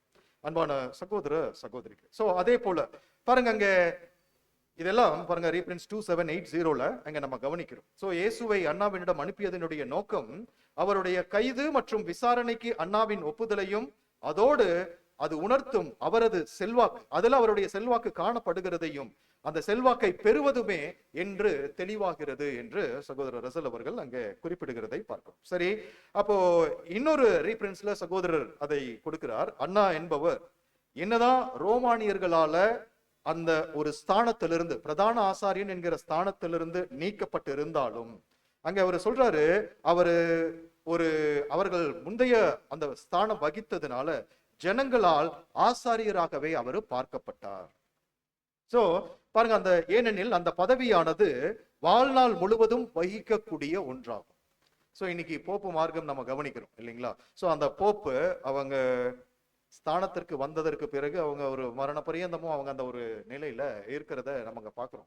சோ அல்லது அநேக பேர் அப்படி இருக்கிறாங்க, ஒரு சிலர் முந்தையே அவங்க இறங்குறத பாக்குறோம். அப்போ இங்கே நம்ம அங்க கவனிக்கிறோம், இந்த காய்பாவினுடைய காரியங்களும் அவரு ரோமானியர்களால அந்த பதவியிலிருந்து அவர் டவுன்கிரேட் பண்ணப்பட்டிருந்தாலும், இவரு பாருங்க அங்க ஜனங்கள் யூதர்கள் அவரை பிரதான ஆசாரியராகவே அங்கே பார்க்கிறார்கள். சரி, அப்போ இது மாத்திரம் அல்ல, இந்த அனுபவங்களின் அடிப்படையில இப்ப இவர் வயது முதிர்ந்தவர், ஒரு அனுபவம் நிறைந்தவர், இந்த ஒரு நிலையில கர்த்தர் மீது எப்படியாவது சில குற்றங்களை ஜோடிக்கப்படணும். சோ இதுதான் ரொம்ப முக்கியம். ஒரு குற்றச்சாட்டை அவர் மீது கண்டுபிடிக்கும்படியான ஒரு நோக்கத்திற்காகவே அண்ணாவின் முன்பு கொண்டு போய் அவரு நிறுத்தப்படுகிறார் என்று சொல்லி நம்ம அங்க பார்க்கிறோம்.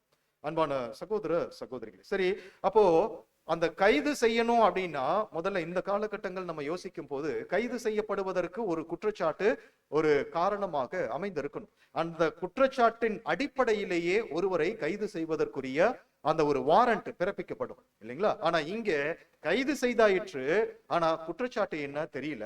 இப்போ விசாரணையில அந்த குற்றச்சாட்டை எப்படி இவங்க பிரயாசம் எடுக்கிறாங்க அப்படின்னா, கர்த்தருடைய வாயிலிருந்தே அந்த ஒரு குற்றச்சாட்டு அவருடைய வாய்மொழியாகவே அதை பெற்றுக்கொள்ளும்படியாக இவர்களுடைய பிரயாசங்கள் அங்கே காணப்படுகிறது. அன்பான சகோதர சகோதரி, எப்படியெல்லாம் இவரை பேசி இவருடைய வாயின் வார்த்தையை கொண்டே இவரை குற்றம் கண்டுபிடித்து அதை குற்றச்சாட்டாக, இப்ப இவர்கள் தனி மனிதர்கள் பாருங்க, இங்க பிரதான ஆசாரியன் அண்ணா, அடுத்தது பிரதான ஆசாரியன் காய்பா. சோ அந்த வருஷத்து பிரதான ஆசாரியன் காய்பானா அவரு கூட விசாரணை செய்வதற்கு ஒரு சட்ட ரீதியான காரியங்கள் உண்டு. ஆனா இங்க அண்ணா அப்படிங்கிற போது அந்த அனுமதி இல்ல, ஆனாலும் இவரிடம் ஒரு அங்கீகாரமும் இவருடைய செல்வாக்கையும் பெற்றுக்கொள்வதற்காக அவர் அனுமதிக்கப்படுகிறார். சரி, அது எதற்கு அப்படின்னா அந்த ஜோடிக்கப்பட்ட குற்றச்சாட்டுகள் அவர் மீது சுமத்தும் படியாக. அப்போ இவரை எப்படி அங்க விசாரிக்கிறார் அப்படின்னா, உங்க சீஷர்களை குறித்தும் உங்களுடைய போதகத்தை குறித்தும் நீங்க சொல்லுங்க என்று கேட்கிறார். இவ்வளவுதான் எளிமையான விசாரணை. அதற்கு மேல அவரிடத்துல வேற எதுவும் அவரு விசாரிக்கல. சோ அப்போ இதிலிருந்து ஏதாவது குற்றச்சாட்டு கண்டுபிடிக்க முடியுமா என்று பார்க்கிறார். கர்த்தர் அதற்கு கொடுத்த பதில் நாம யாவரும் அறிந்திருக்கிறோம். அதே 18ஆம் அதிகாரத்துல நம்ம வசனம் வாசிக்க வேண்டாம். அவர் என்ன சொல்லுகிறார் அப்படின்னா, நான் வெளியரங்கமாய் நான் ஜனங்கள் மத்தியில உபதேசித்துக் கொண்டிருந்தேன், நான் போதகம் பண்ணி கொண்டிருந்தேன், நான் தேவாலயத்துல போதகம் பண்ணி கொண்டிருந்தேன், நான் என்ன பிரசங்கம் பண்ணினேன், என்னுடைய சுவிசேஷம் எப்படிப்பட்ட ஒரு சுவிசேஷமாக காணப்பட்டது, இதையெல்லாம் நீங்க நல்லா அறிந்திருக்கிறீங்க. அல்லது ஒருவேளை உங்களுக்கு தெரியலனா அந்த போதகங்களையும் சுவிசேஷங்களையும் கேட்ட ஜனங்கள் இடத்துல போய் விசாரித்து பாருங்க. கர்த்தருடைய பதில் இதுதான். சிச்சுவேஷன் ஹேண்ட்லிங் மற்றும் அங்கே சூழ்நிலை மற்றும் அந்த நபர்களை ஹேண்டில் பண்ணக்கூடிய கர்த்தருடைய காரியம். சோ அப்போ அங்கே பிரதான ஆசாரியன் இடத்துல, அங்கே ஆசாரியனா இருந்த அந்த அண்ணாவின் இடத்துல கர்த்தருடைய பதில் இப்படியாக அங்க கடந்து வரும் போது, சோ பாருங்க, அங்கே அந்த சேவகரில் ஒருவன் உடனே என்ன செய்கிறார் அப்படின்னா, அங்கே பிரதான ஆசாரியனுக்கு இப்படியா பதில் கொடுப்பது என்று அவரை ஒரு அறைகிறதை நம்ம அங்க பார்க்கிறோம் அன்பான சகோதர சகோதரி. சோ அந்த ஒரு சூழ்நிலையில கர்த்தருடைய மறுமொழிதல் கூட எப்படி இருக்கு அப்படின்னா, நான் என்ன தவறு செய்தேன், எதற்காக நீ என்னை அடிக்கிற? ஒருவேளை தகாததை நான் செய்திருந்தால் அதை எனக்கு சொல்லு, நீ அடித்ததை நான் ஏற்றுக்கொள்ளுகிறேன். ஒருவேளை நான் தகுதியாய்த்தான் பேசினேன் அப்படின்னா ஏன் என்னை அடிக்கிற? நீதி நியாயம் என்கிற விஷயத்தை கர்த்தர் அந்த தருணத்துல, அந்த கடைசி தருணத்துல, கைது செய்யப்பட்ட வேளையில, கட்டுண்டு இருக்கக்கூடிய ஒரு சூழ்நிலையில கர்த்தருடைய பதில் இப்படியாக அங்க கடந்து வருகிறதை நம்ம அங்க பார்க்கிறோம் அன்பான சகோதர சகோதரி. பாருங்க, அங்க கர்த்தருடைய பதில் இதை கடந்து அங்க வேற ஒன்றும் இல்லை. சோ பாருங்க, அப்ப இவர் சொல்லக்கூடிய வார்த்தைகள் எதை மறைமுகமாக வெளிப்படுத்துகிறது அப்படின்னா,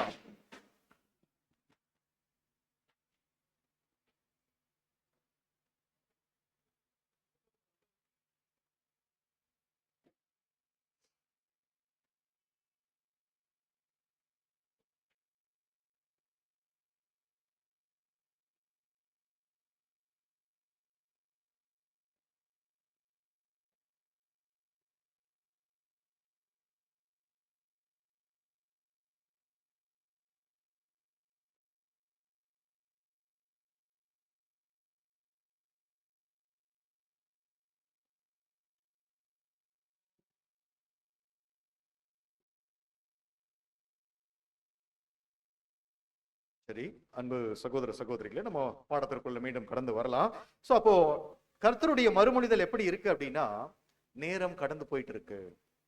சோ வீணான கேள்விகளை கேட்டு நேரம் தாழ்த்தாம, பாருங்க அந்த டைம் ஹேண்ட்லிங், நேரம் தாழ்த்தாம, காலம் கடந்து போகாம, விரைவா ஏதோ ஒரு குற்றச்சாட்டை என் மீது சுமத்தணும்னு சொல்லி முடிவு பண்ணிட்டீங்க. அந்த குற்றச்சாட்டை என் மீது சுமத்தி என்னை இங்கிருந்து அடுத்த கட்டங்களுக்குள்ள கடந்து போக செய்யுங்க.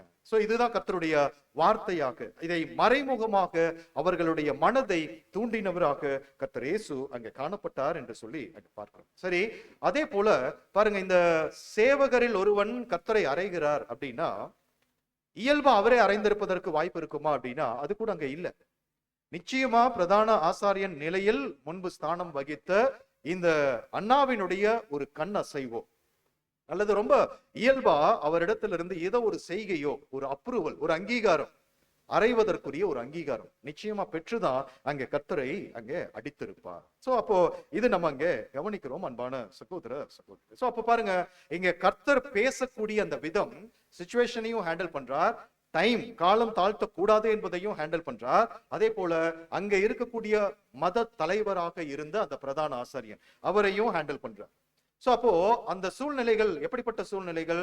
தான் இந்த மணி நேரத்திற்குள்ளாக சிலுவையில் அறையப்பட வேண்டும் அப்படின்னா, இப்போ இன்னும் அதற்கு இடையில இவ்வளவு சூழ்நிலைகள் கடந்து போக வேண்டி இருக்கு, விசாரணைகள் கடந்து போக வேண்டி இருக்கு அப்படின்னா, காலம் தாழ்த்தாதபடிக்கு அந்த வேலைக்குள்ளாக தன்னை ஊற்றுகிறதை நம்ம அங்க பார்க்கிறோம் அன்பான சகோதர சகோதரி. சோ இதுதான் அங்கே நம்ம கற்றுக்கொள்ளக்கூடிய மிக முக்கியமான ஒரு பாடமாக கர்த்தரிடத்திலிருந்து நம்ம அங்க பார்க்கிறோம். சோ அப்போ அண்ணாவிற்கு இதற்கு மேல அவர் இடத்துல விசாரிப்பதற்கு ஒன்றும் இல்லை, எல்லாம் ரொம்ப வெளிப்படையா, ரொம்ப ஒரு துரிதப்படுத்தும்படியான ஒரு நோக்கத்தோட, காலம் தாழ்த்தக்கூடாது என்கிற நோக்கத்தோட அவருடைய பதில் அங்கே கடந்து வருகிறது. அந்த பதில் மறைமுகமாக அவருடைய மனதை தூண்டி அடுத்த கட்டங்களுக்கு கொண்டு போகும்படியாக கர்த்தர் அங்கே கடந்து போகிறார் அன்பான சகோதர சகோதரி. பாருங்க, இதை கடந்து இப்போ இரண்டாவது ஒரு கட்ட ரீதியிலான விசாரணைக்குள்ள நம்ம கடந்து வரலாம். அந்த இரண்டாவது மத ரீதியிலான விசாரணை அப்படிங்கிற போது இப்போ நேரம் மணி 1 மணி இல்லைங்களா? அதாவது ஸ்லைட்ல நீங்க பார்க்க முடியும். அப்ப இந்த இரண்டாம் கட்ட விசாரணையை நடத்தியவர் என்று சொல்லி நம்ம அங்க பார்க்கும் போது அவர் பிரதான ஆசாரியனாகிய காய்பா என்று சொல்லி நம்ம அங்க பார்க்கணும். அப்ப இவரு ஆக்சுவலா அந்த வருஷத்தினுடைய பிரதான ஆசாரியனாக காணப்பட்டிருக்கிறார். சரி, அப்போ இவரிடத்துல பாருங்க, முதல் அண்ணாவிடம் விசாரணை செய்யும் போது ஏதாவது ஒரு குற்றச்சாட்டு கண்டுபிடிக்கலான்னு பாக்குறாங்க. குற்றச்சாட்டு கண்டுபிடிக்க முடியல. ஒரு ஜோடிக்கப்படுவதற்கு அங்க பிரயாசங்கள் எடுக்கிறாங்க, முடியல. கர்த்தருடைய பதில் அவ்விதமாக துரிதப்படுத்தக்கூடிய வகையில கடந்து வந்ததுனால அவங்க அடுத்த ஒரு கட்ட நிகழ்வுக்குள்ள கடந்து வர்றாங்க. அன்பு சகோதர சகோதரி, சோ இப்போ நேரம் மணி 1:02 மணி. இப்போ இங்க இந்த ஒரு இரண்டாவது கட்ட விசாரணையை குறித்து நம்ம இங்க பார்க்கும் போது மார்க்கு சுவிசேஷத்துல 14ஆம் அதிகாரம் 53 தொடங்கி நம்ம வசனம் வாசிக்கலாம். இயேசுவை அவர்கள் பிரதான ஆசாரியனிடத்தில் கொண்டு போனார்கள். அங்கே ஆசாரியர், மூப்பர், வேதபாரகர் எல்லாரும் கூடி வந்திருந்தார்கள். பேதுரு தூரத்தில் அவருக்கு பின் சென்று பிரதான ஆசாரியனுடைய அரமனைக்குள் வந்து சேவகரோட கூட உட்கார்ந்து நெருப்பு அண்டையிலே உளிர் காய்ந்து கொண்டிருந்தான். பாருங்க, அப்ப இங்க பிரதான ஆசாரியர் இடத்துல கொண்டு வர்றாங்க. இது காய்பா, சரிங்களா? காய்பா. சோ அப்போ அது மாத்திரமல்ல, இவர் இடத்துல கடந்து வரும் போது இவருடைய வீடு அண்ணாவினுடைய வீட்டுக்கு அருகிலேயே காணப்படுகிறது.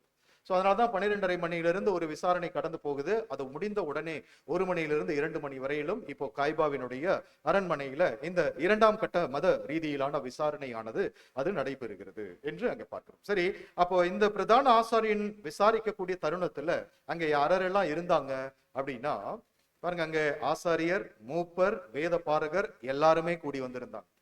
சோ இங்க சொல்லப்படுகிறது எல்லாரும் கூடி வந்திருந்தார்கள் என்று. இதுல நம்ம இன்னும் கவனிக்க வேண்டியது என்ன அப்படின்னா, சகோதரர் ரசல் அவர்களுடைய வார்த்தைகள் ரொம்ப தெளிவா கொடுக்கிறார். இங்கே கூடி வந்திருந்தவர்கள் அனைவருமே இந்த மத தலைவர்களை சார்ந்தவர்களாக, அல்லது எந்த ஒரு சூழ்நிலையிலையும் இந்த மத தலைவர்கள் என்ன கருத்து சொல்லுகிறார்களோ அந்த கருத்திற்கு இசைவாக அவர்கள் தங்களுடைய வாக்குகளை தெரியப்படுத்துகிறவர்களாகவும் மாத்திரமே இருந்தார். உதாரணம், யாரெல்லாம் அங்க இல்ல என்று சொல்லி அங்கே சகோதரர் கொடுக்கிறார் அப்படின்னா, ஒரு நல்ல இருதயம் கொண்டவர்களாக, கர்த்தரை பற்றி நன்கு அறிந்த ஒரு தேவ பிள்ளைகளாக இருந்துட்டு அரிமத்தையா ஊரானாகிய யோசேப்பு அங்க இல்ல. அவரு அந்த ஆலோசனை சங்கத்துல ஒரு உறுப்பினராக இருக்கிறார். அதே போல நிக்கோதேமு, அவரும் கூட ஒரு உறுப்பினராக இருந்திருக்கணும். சோ அவரு அங்க இல்ல. இதே போன்ற சகோதரர் சொல்லும் போது நோபல் ஹார்ட்டட் பர்சன்ஸ், யாரெல்லாம் நீதி, பிரமாணம், உண்மை, சத்தியம் இவைகளுக்கு உட்பட்டு நடக்க வேண்டும் என்று அவங்க தங்கள் உள்ளத்துல பிக்ஸ் பண்ணி இருக்கிறாங்களோ அவர்கள் எல்லாம் அந்த ஒரு கால சூழல்ல இல்ல. ஏன்னா இது ஒரு நள்ளிரவு, இது உறக்கம் கொள்ளக்கூடிய ஒரு சூழ்நிலை. ஆனா அந்த சூழ்நிலையில மற்றவர்களை எழுப்பி தங்களுக்கு ஆதரவு தெரிவிக்கக்கூடிய மற்றவர்களை மாத்திரமே வைத்துக் கொண்டு நடைபெறக்கூடிய ஒரு விசாரணையாக இவைகளை நம்ம அங்க கவனிக்கிறோம். அன்பான சகோதர சகோதரி, சரி பாருங்க, அதுல தொடர்ந்து நம்ம வாசிக்கும் போது 55வது வசனம் நம்ம வாசிச்சோம்னா, வாசிங்க சிஸ்டர். அப்பொழுது பிரதான ஆசாரியரும் ஆலோசனை சங்கத்தார் அனைவரையும் இயேசுவை கொலை செய்யும்படி அவருக்கு விரோதமாக சாட்சி தேடினார்கள், அகப்படவில்லை. பாருங்க, இப்போ அன்பு சகோதர சகோதரிகளே, இந்த 2ஆம் கட்ட விசாரணையில இப்போ சாட்சி தேடுறாங்க. நம்ம முந்தி சொன்னது போலதான் அண்ணாவிடம் ஒப்பு கொடுக்கப்படும் போது ஏதாவது சில ஜோடிக்கப்பட்ட குற்றங்கள் அவர் மீது சாற்ற முடியுமா? சோ பாக்குறாங்க, அமையில. அண்ணா உடனே துரிதப்படுத்தி அவரு கடந்து போகிறார். சோ அண்ணாவை துரிதப்படுத்துவது கர்த்தர். சோ அது நிமித்தம் அண்ணா காய்பாவின் இடத்திற்கு அனுப்புகிறார். இப்போ பாருங்க, அங்க இந்த காய்பா விசாரிக்கும் போது அவருக்கு விரோதமாய், அதுவும் எப்படிப்பட்ட ஒரு குற்றச்சாட்டை இவர்கள் தேடணும் அப்படின்னா, மரண தண்டனை விதிக்கக்கூடிய அளவுக்கான ஒரு குற்றச்சாட்டை இவர் மீது இவர்கள் தேட வேண்டும். சோ அப்போ இது நம்ம இயல்பா நம்மளே அறிந்திருக்கிறோம் இல்லைங்களா? ஒரு சின்ன சின்ன குற்றச்சாட்டுகள் அப்படின்னா அதற்கு உரிய தண்டனைகள் இந்த காலப்பகுதியில நம்ம அறிந்திருக்கிறோம். அதே போல ஒருவரை மரண தண்டனைக்கு ஒப்பு கொடுக்கணும் அப்படின்னா அது எவ்வளவு பெரிய ஒரு குற்றச்சாட்டாக அது இருக்கணும். சோ அப்போ அப்படிப்பட்ட ஒரு நிலைக்குள்ள கர்த்தர் இயேசுவை உட்படுத்தணும் அப்படின்னா, இங்கே இவர்கள் தேடுகிற அந்த சாட்சி, தேடுகிற அந்த குற்றச்சாட்டு, சோ அங்கே தேடுகிறார்கள். பாருங்க, அதற்கு என்னென்னலாம் செய்கிறார்கள் அப்படின்னா 56, 57 எல்லாம் வாசிக்கும் போது அது நம்ம வசனம் வாசித்த காலம் கடந்து போகும். சோ பாருங்க, அங்க பொய் சாட்சி சொல்லுவதற்கு அநேகர் அங்கே பிரயாசம் எடுக்கிறாங்க. ஆனா அவர்களுடைய பொய் சாட்சி ஒவ்வவில்லை, ஏற்றுக்கொள்ளப்படவில்லை என்று அங்க கவனிக்கிறோம். சரி, அதே போல பாருங்க 57ல கைவேலையாக இல்லாத இந்த ஒரு தேவாலயத்தை இவர் கைவேலையாகி இந்த தேவாலயத்தை இடித்து போட்டு கைவேலை அல்லாத வேறொன்றை 3 நாளைக்குள்ளே எழுப்பி கட்டுவேன் என்று இவர் சொன்னார் என்று அங்கே சொல்லுகிறதை பார்க்கிறோம். பாருங்க, இது மாத்திரம் அல்லாம 58ல அநேகர், இன்னும் நிறைய பேர் வந்து அவருக்கு விரோதமா. அப்போ அங்க கூடியிருந்த அனைவருமே எப்படிப்பட்ட நபர்கள் அப்படிங்கிறத முன்பு நம்ம சொன்னது போலதான் பிரதான ஆசாரியனுக்கு ரொம்ப இசைவாக ஆதரவு தெரிவிக்கக்கூடியவர்களாக அங்கே இருந்திருக்கிறாங்க. சோ அதனாலதான் அந்த சாட்சி, அவர்கள் சொல்லக்கூடிய சாட்சி, சோ அத்தனை பேர் அவருக்கு விரோதமா, கர்த்தருக்கு விரோதமா அங்கே சாட்சி சொல்லுவதை நம்ம அங்க கவனிக்கிறோம் அன்பான சகோதர சகோதரி. சோ இவைகளுக்கு எல்லாம் பிறகு 60வது வசனம் நம்ம வாசிக்கும் போது வாசிக்கலாம்.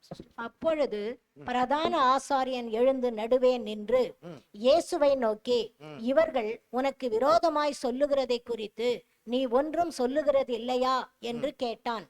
அவரோ ஒரு உத்தரவும் சொல்லாமல் பேசாதிருந்தார். பாருங்க அன்பு சகோதர சகோதரிகளை, இந்த 60, 61 ஆரம்பம் பாருங்க. இப்ப பிரதான ஆசாரியன் எழுந்து நிற்கிறத நம்ம அங்க கவனிக்கிறோம். அப்படின்னா பிரதான ஆசாரியனாகிய காய்பா அவரை எழுந்து நடுவே நின்று இயேசுவை நோக்கி அவருடைய விசாரணையினுடைய முதல் கேள்வி. அவருக்கு விரோதமாய் அநேகர் பொய் சாட்சி சொல்லுகிறார்கள். இதுவும் எப்படிப்பட்ட ஒரு விசாரணை அப்படின்னா சட்டவிரோதமான ஒரு விசாரணை. சோ ஏன் என்று நம்ம பார்க்கலாம். எந்தெந்த வகையில இவைகள் எல்லாம் சட்டவிரோதம் என்று சொல்லி நம்ம அங்க பார்க்கலாம். அநீதி நிறைந்த அநியாயமான ஒரு விசாரணையாகவே இவைகள் காணப்படுகிறது. சரி, அப்ப பிரதான ஆசாரியன் இப்ப கர்த்தரிடத்துல எழுந்து கேட்கிறார், உங்களுக்கு விரோதமா சொல்லுகிற இந்த காரியங்களை எல்லாம் குறித்து நீங்க ஒண்ணும் சொல்றது இல்லையா? கர்த்தர்கிட்ட கேட்கிறார். இது அவருடைய விசாரணையினுடைய முதல் கேள்வியாக நம்ம அங்க கவனிக்கிறோம். சோ அப்போ அவரு பாருங்க அங்க ஒரு பதிலும் ஒரு உத்தரவும் அங்கே சொல்லாமல் இருந்தார் என்று சொல்லி நமக்கு பார்க்கலாம். அப்போ அங்கே இந்த பாருங்க, இதுக்கெல்லாம் சம்பாஷணை செய்தா காலம் கடந்து போகும். கர்த்தர் டைம் ஹேண்ட்லிங் பண்றார், சிச்சுவேஷன் ஹேண்ட்லிங் பண்றார், அடுத்தது கடந்து போகிறார். பாருங்க, அப்போ இவர் அடுத்தது பிரதான ஆசாரியன் 61ல மறுபடியும் பிரதான ஆசாரியன் அவரை நோக்கி, நீ ஸ்தோத்தரிக்கப்பட்ட தேவனுடைய குமாரனாகிய கிறிஸ்து தானா என்று கேட்கிறார். அன்பான சகோதர சகோதரிகளே, ஒரு முக்கியத்துவம் வாய்ந்த ஒரு கேள்வியாக இது அமைகிறது. சோ அப்போ இந்த இரண்டாவது கேள்வி அப்படிங்கிற போது, இந்த இரண்டாவது கேள்விக்கு பதில் கொடுக்க வேண்டும் என்பது கர்த்தருடைய சிந்தையில, அவருடைய சித்தத்துல காணப்பட்ட ஒன்று. ஏன் அப்படின்னா, இந்த கேள்விக்கு பதில் கொடுப்பதின் மூலமாக ஒரு மாபெரும் சத்தியத்தை கர்த்தர் அங்க வெளிப்படுத்த இருக்கிறார். அன்பான சகோதர சகோதரிகளே, இயேசுவினுடைய பதில் 62ல அதற்கு இயேசு, நான் அவர்தான் அப்படின்னு சொல்லுவதோடு மாத்திரம் நில்லாமல், மனுஷகுமாரன் சர்வ வல்லவரின் வலது பாரிசத்தில் வீற்றிருப்பதையும் வானத்தின் மேகங்கள் மேல் வருவதையும் நீங்க இது முதல் காண்பீர்கள் என்று அங்கே அவர் சொல்லுவதை பாருங்க. அப்போ அவர் சொல்லுகிறார், அவர் கொடுத்திருக்கிற அந்த பதில் எப்படிப்பட்ட ஒரு பதில் அப்படின்னா, ஒரு மாபெரும் சத்தியம். நீங்க ஸ்தோத்தரிக்கப்பட்ட தேவனுடைய குமாரனாகிய கிறிஸ்து தானா? சோ அந்த கேள்வி அங்கே இதற்கு முந்தைய ஊழிய காலங்கள்ல ஜனங்கள் என்னை யார் என்று சொல்லுகிறார்கள் என்று சீஷர்கள் கிட்ட கேட்கும் போது பேதுரு என்ன சொன்னார் என்று நாம் யாவரும் அறிந்திருக்கிறோம் இல்லைங்களா? சோ அப்போ நீர் ஜீவனுள்ள தேவனுடைய குமாரனாகிய கிறிஸ்து சோ என்கிற ஒரு மாபெரும் சத்தியத்தை அவர் வெளிப்படுத்துகிறத பார்க்கிறோம். அந்த சத்தியத்தை வெளிப்படுத்தும் போது கர்த்தரிடத்திலிருந்து அவர் பெற்றுக்கொண்ட பாராட்டையும் நம்ம அங்க கவனிக்கிறோம். இப்போ வீணான சம்பாஷணைகளுக்கு கர்த்தர் பதில் கொடுக்கல, மாறுத்தரம் பேசல. ஆனா சத்தியத்தை வெளிப்படுத்தக்கூடிய தருணம் என்று அங்க கவனிக்கும் போது, இந்த சத்தியத்தின் மூலம் ஒரு மாபெரும் சுவிசேஷம் வெளிப்படுகிறது. அநேக தப்பறைகளுக்கு அல்லது பாருங்க திரித்துவம் போன்ற ஒரு தப்பறையான ஒரு உபதேசங்களுக்கு இவர் கொடுக்கக்கூடிய இந்த சத்திய வார்த்தைகள் என்பது ஆதாரமாக பின்வரக்கூடிய சந்ததியினருக்கு இந்த வார்த்தைகள் ஒரு மிகப்பெரிய ஒரு சத்தியமாக அது காணப்படுகிறது. அன்பான சகோதர சகோதரிகளே, சத்தியத்தை வெளிப்படுத்தக்கூடிய தருணத்தை அவர் அருமையாக பயன்படுத்தி கொண்டார். அதை பயன்படுத்தி கொள்வதோடு மாத்திரம் அல்லாம அந்த ஹேண்ட்லிங் எல்லாமே மிகச்சரியாக அவர் செய்ததை நம்ம அங்க கவனிக்கிறோம். அன்பான சகோதர சகோதரி, இது நமக்குரிய ஒரு படிப்பினையாக கூட கவனிக்கிறோம். சோ நாம ஒவ்வொரு நாளும் நம்முடைய அன்றாட வாழ்க்கை, ஒரு புது சிருஷ்டியினுடைய அன்றாட வாழ்க்கை அப்படிங்கிற போது ஏதோ ஒரு வகையில எழுத்தின் மூலமாகவோ வார்த்தையின் மூலமாகவோ அல்லது நம்முடைய செயல்பாடுகளின் மூலமாகவோ, அன்பு சகோதர சகோதரிகளே, ஏதோ ஒன்றின் மூலம் நாம் ஒவ்வொருவருமே உடன்படிக்கையின் வாழ்க்கைக்குள்ள நம்ம வந்த ஒவ்வொருவருமே சுவிசேஷத்தை பிரசங்கிக்கக்கூடிய ஒரு தருணங்களை தேவன் ஒவ்வொரு நாளிலும் ஒவ்வொரு புது சிருஷ்டிக்கும் முன்வைத்திருக்கிறார். அந்த தருணங்களை கூர்ந்து கவனிக்கிறவர்களாக இருக்கணும். மாம்ச கண்களில் அல்ல, ஆவிக்குரிய கண்கள்ல, விசுவாச கண்களினால் அவைகளை கண்டு நமக்கு என்ன ஒரு உபதேசம், ஒரு போதகம் கர்த்தரிடமிருந்து கற்றுக்கொண்டு இருக்கிறோமோ அதை நடைமுறைப்படுத்த வேண்டியவர்களாக இருக்கிறோம். அன்பான சகோதர சகோதரி, அப்படின்னா அந்த போதகங்களை அல்லது அந்த சுவிசேஷத்தை, அந்த சத்திய வார்த்தைகளை அவருடைய மகிமைக்கென்று நாம் பிரயோகிக்க வேண்டும் என்றால் அப்படிப்பட்ட தருணங்களை கூர்ந்து கவனிக்கிறவர்களாக இருக்கணும். ஸோ ஏப்ரல் 7ஆம் தேதி அந்த மன்னாவினுடைய சாரம் நம்ம போய் அங்க கவனிச்சோம் அப்படின்னா, ஸ்லைட்ல இருக்காது, அந்த மன்னாவினுடைய சாரம் ரொம்ப அருமையா அங்க கொடுத்திருப்பார். என்ன அப்படின்னா பாருங்க, எனக்குள்ள சுவிசேஷத்தை பிரசங்கிக்கக்கூடிய ஒரு விருப்பம் எனக்குள்ள இல்ல அப்படின்னா நாம் என்ன செய்ய வேண்டி இருக்குன்னா தேவனிடத்துல போய் கேட்க வேண்டியவர்களாக. அதை எப்படி கேட்கணும்? ரொம்ப விடாமுயற்சியோட தேவனிடத்துல இடைவிடாமல் கேட்கிறவர். சரி, அப்படி இடைவிடாமல் கேட்கும் போது விருப்பத்தையும் செய்கையையும் உண்டு பண்ணுகிறவர் நமக்குள்ள அந்த விருப்பத்தை அவர் கொடுக்கிறவராக இருக்கிறார். அந்த ஒரு ஆர்வத்தை நமக்குள்ள கொடுக்கிறவராக இருக்கிறார். சரி, அந்த ஆர்வத்தை பெற்றுக்கொள்கிறவர்களாகிய நாம் அடுத்தது என்ன செய்யணும் பாருங்க. நமக்கு வந்தாச்சு, விருப்பம் நமக்குள்ள வந்துடுச்சு. இப்ப அடுத்தது அந்த சத்தியத்தை எடுத்து சொல்லக்கூடிய அளவுக்கு தாளந்தோ பேச்சு திறமையோ என்னிடத்துல இல்ல. அதற்காகவும் ஜெபிக்கணும். அன்பு சகோதர சகோதரிகளே, சரி, அதற்காகவும் நான் ஜெபிக்கிறேன். அப்போ அந்த தாளந்துகளை நான் தேவனிடத்துல இடைவிடாமல் கேட்டு பெற்றுக்கொள்ளும் போது அப்போ என்ன செய்யணும்? அடுத்தது நம்முடைய பிரயாசங்கள் அறிந்த மட்டிலும் தேவன் நமக்கு கொடுத்திருக்கிற அளவு எதுவோ அதன் அடிப்படையில நாம் சத்திய வார்த்தைகளை பகிர்ந்து கொடுக்க வேண்டியவர்களாக இருக்கிறோம். அன்பு சகோதர சகோதரிகளே, பாருங்க, விருப்பம் கேட்டோம், தேவன் கொடுக்கிறார். அதற்கு பிறகு தாளந்துகளை கேட்கிறோம், தேவன் கொடுக்கிறார். அதன் பிறகு அறிந்த மட்டிலும் எந்த அளவுக்கு நம்ம பிரயாசங்கள் எடுக்கிறோமோ அந்த பிரயாசங்களை தேவன் ஆசீர்வதித்து அந்த வாய்ப்புகளை அங்க அதிகரித்து கொடுக்கிறார். அன்பான சகோதர சகோதரி, அதை கடந்து பாருங்க, அப்போ இப்படிப்பட்ட சூழ்நிலைகள் கடைசி அந்த மன்னாவுல முடிக்கும் போது சொல்லுவாரு, இப்படிப்பட்ட சூழ்நிலைகள் என்ன சூழ்நிலைகள்? உடன்படிக்கையின் வாழ்க்கைக்குள்ள கடந்து வந்திருக்கிற ஒவ்வொருவருமே சுவிசேஷத்தை ஒவ்வொரு நாளும் பிரசங்கிக்கக்கூடிய கடமை அவர் மீது. அதான் அப்போஸ்தலன் பவுல் சொல்லுவார். அப்போ அப்படின்னா அதை பிரசங்கிக்கக்கூடிய தருணங்களை எதிர்நோக்கினவர்களாக இருக்கணும். வெறுமனே நம்ம வாழ்க்கையை கடந்து போவதற்காக நம்ம இதற்குள்ள கடந்து வரல அப்படின்னா அப்போ அந்த தருணங்களை நாம் கூர்ந்து கவனிக்கிறவர்களாக இருக்கணும். ஒருவேளை அந்த தருணங்கள் நமக்கு முன்பாக இல்லைன்னா அந்த தருணங்களை தர வேண்டி தேவனிடத்துல விண்ணப்பங்கள் ஏறெடுக்க வேண்டியவர்களாக நாம் காணப்படுகிறோம். இது எல்லாமே ஒரு படிப்பினைகளாக கர்த்தருடைய இந்த 2ஆம் கட்ட விசாரணையில சத்தியத்தை நிமித்தம் அவர் காண்பித்த வைராகியத்திலிருந்து அன்பு சகோதர சகோதரிகளே நாம் கற்றுக்கொள்ள வேண்டியவர்களாக அங்கே காணப்படுகிறோம். சரி பாருங்க, அப்போ இங்கே கர்த்தருடைய மறுமொழிதல் என்ன வருது அப்படின்னா, ரொம்ப அருமையான ஒரு சத்தியத்தை வெளிப்படுத்துகிறார் இல்லைங்களா? இந்த சத்தியம் இவர் வெளிப்படுத்தக்கூடிய இந்த வார்த்தைகள் தான் இன்னைக்கு கண் திறக்கப்பட்டவர்களாக, மனக்கதவு திறக்கப்பட்டவர்களாக நமக்கெல்லாம் அந்த திரித்துவம் என்கிற அந்தகாரத்தில் இருந்தோம், அதை பிடித்துக் கொண்டு இருந்தோம். ஆனா அவைகளை விட்டு கடந்து ஆச்சரியமான வெளிச்சத்திற்குள்ளாக கடந்து வரும்படியாக அதற்கு இருக்கக்கூடிய ஆதாரமான வார்த்தைகள் இந்த வார்த்தைகள். அன்பு சகோதர சகோதரி, சரி பாருங்க, இதை கேட்ட மாத்திரத்துல பிரதான ஆசாரியனுடைய ரியாக்ஷன் என்ன? அவர் சத்தியத்தை அவர் பிரசங்கம் பண்ணுகிறார். அப்போ அந்த வழக்கு சொல்ல ஒண்ணு இருக்கு இல்லைங்களா? என்ன அப்படின்னா, சத்தியத்தை சொன்னேன் சத்துருவான் இல்லைங்களா? அப்போ ஆண்டவராகிய இயேசு கிறிஸ்து சத்தியத்தை பிரசங்கம் பண்ணுவதனால ஒருவேளை அவர் சத்துருவாக எண்ணப்படக்கூடிய சூழ்நிலையா? நெவர் மைண்ட், அதை கருத்தில் கொள்ளல. சத்தியம் மாத்திரம் மகிமைப்படணும், தேவனுடைய சத்திய வார்த்தைகள் மாத்திரம் மகிமைப்படணும். அதற்கென்று பிரயாசங்களை மாத்திரம் கர்த்தர் இயேசு அங்கே காண்பித்ததை அங்க பார்க்கிறோம். சோ அது பாருங்க, இவர் என்ன பேசுனா அங்க எதிர்ப்புறம் இருப்பவர்கள் எப்படிப்பட்ட ஒரு தீவிரத்தன்மைக்குள்ள அவங்க கடந்து வருவாங்க, தன் மீது எப்படிப்பட்ட ஒரு கோபம் வருவித்துக் கொள்ளக்கூடியவராக கர்த்தர் இயேசு அங்க இருந்திருப்பார். சோ அதை நம்ம பார்க்கலாம். பாருங்க, அதான் அங்க கேட்கிற அடுத்தது 63வது வசனத்துல, பிரதான ஆசாரியன் இதை கேட்ட உடனே தன் வஸ்திரங்களை கிழித்துக் கொண்டு, இனி சாட்சிகள் நமக்கு வேண்டுவது என்ன? அவருடைய அந்த 2ஆம் கட்ட விசாரணையில இவைகளை நம்ம அங்க கவனிக்கிறோம். அன்பான சகோதர சகோதரிகளே, தேவ தூஷணத்தை கேட்டீர்களே, 64 அங்க சொல்லப்படுகிறது. என்னமாய் தோன்றுகிறது என்று கேட்கிறார். அவங்க எல்லாரும் இவர் மரணத்திற்கு பாத்திரராய் இருக்கிறார். சோ அப்ப தேவ தூஷணம் என்கிற காரியம் நியாயப்பிரமாண சட்டதிட்டங்களின் அடிப்படையில அது மரணத்திற்கு ஏதுவான ஒரு பாவம், ஒரு குற்றம் என்கிறதை கண்டுபிடிக்கும் நோக்கத்துடனேயே இந்த ஒரு கேள்வி அவரிடம் கேட்கப்படுகிறது. அதை உணர்ந்தவராக கர்த்தர் இயேசுவும் அவர்கிட்ட கொடுக்கப்பட்ட அவருடைய பொறுப்பு என்ன? சத்தியத்தை வெளிப்படுத்தணும். அதற்காகவே கடந்து வந்திருக்கிறார், வெளிப்படுத்துகிறார், சத்துருவாக பார்க்கப்படுகிறார். அன்பான சகோதர சகோதரி, சோ பாருங்க, அப்போ அந்த மரணத்திற்குள்ளாக ஊற்றக்கூடிய அந்த ஒரு தருணங்களுக்கு அவர் உட்படுத்தப்படுகிறார் என்று சொல்லி. சரி, அப்ப பாருங்க, இந்த ஒரு விசாரணை இதுதான் நம்ம அங்க கவனிக்கிறோம். இது எப்படி எல்லாம், எந்த வகைகளில் எல்லாம் இது சட்டவிரோதமானது என்று நம்ம அங்க கவனிக்கும் போது மூத்த சகோதரர் அவர்கள் நிறைய அங்க ஒரு சில பாயிண்ட்ஸ் அங்க கொடுக்கிறார். என்னென்ன ஒரு பாயிண்ட்ஸ் அப்படின்னா, யூதர்களினுடைய பிரமாணத்தின்படி நள்ளிரவுல எந்த ஒரு விசாரணையும் அங்கே நடைபெற கூடாது. அந்த விசாரணைக்கு உரிய கூடுகையானது அது நடைபெற கூடாது. ஒருவேளை நடந்தா அது சட்டவிரோதமானது. இது ஒரு பாயிண்ட். சோ அடுத்தது பாருங்க, அந்த இரவு நேரத்துல விசாரணை மாத்திரமல்ல, ஆலோசனை சங்கமும் கூடாது. ஆனா இங்க ஒண்ணு கூடி இருக்கு. சரிங்களா? அடுத்தது சில பாயிண்ட்ஸ் அங்க கவனிக்கும் போது, விடியலுக்கு முன்பாக ஆலோசனை சங்கம் ஒருபோதும் கூடாது. இது ஒரு கருத்து. அதே போல இங்க அடுத்தது சொல்லும் போது பொய் சாட்சி.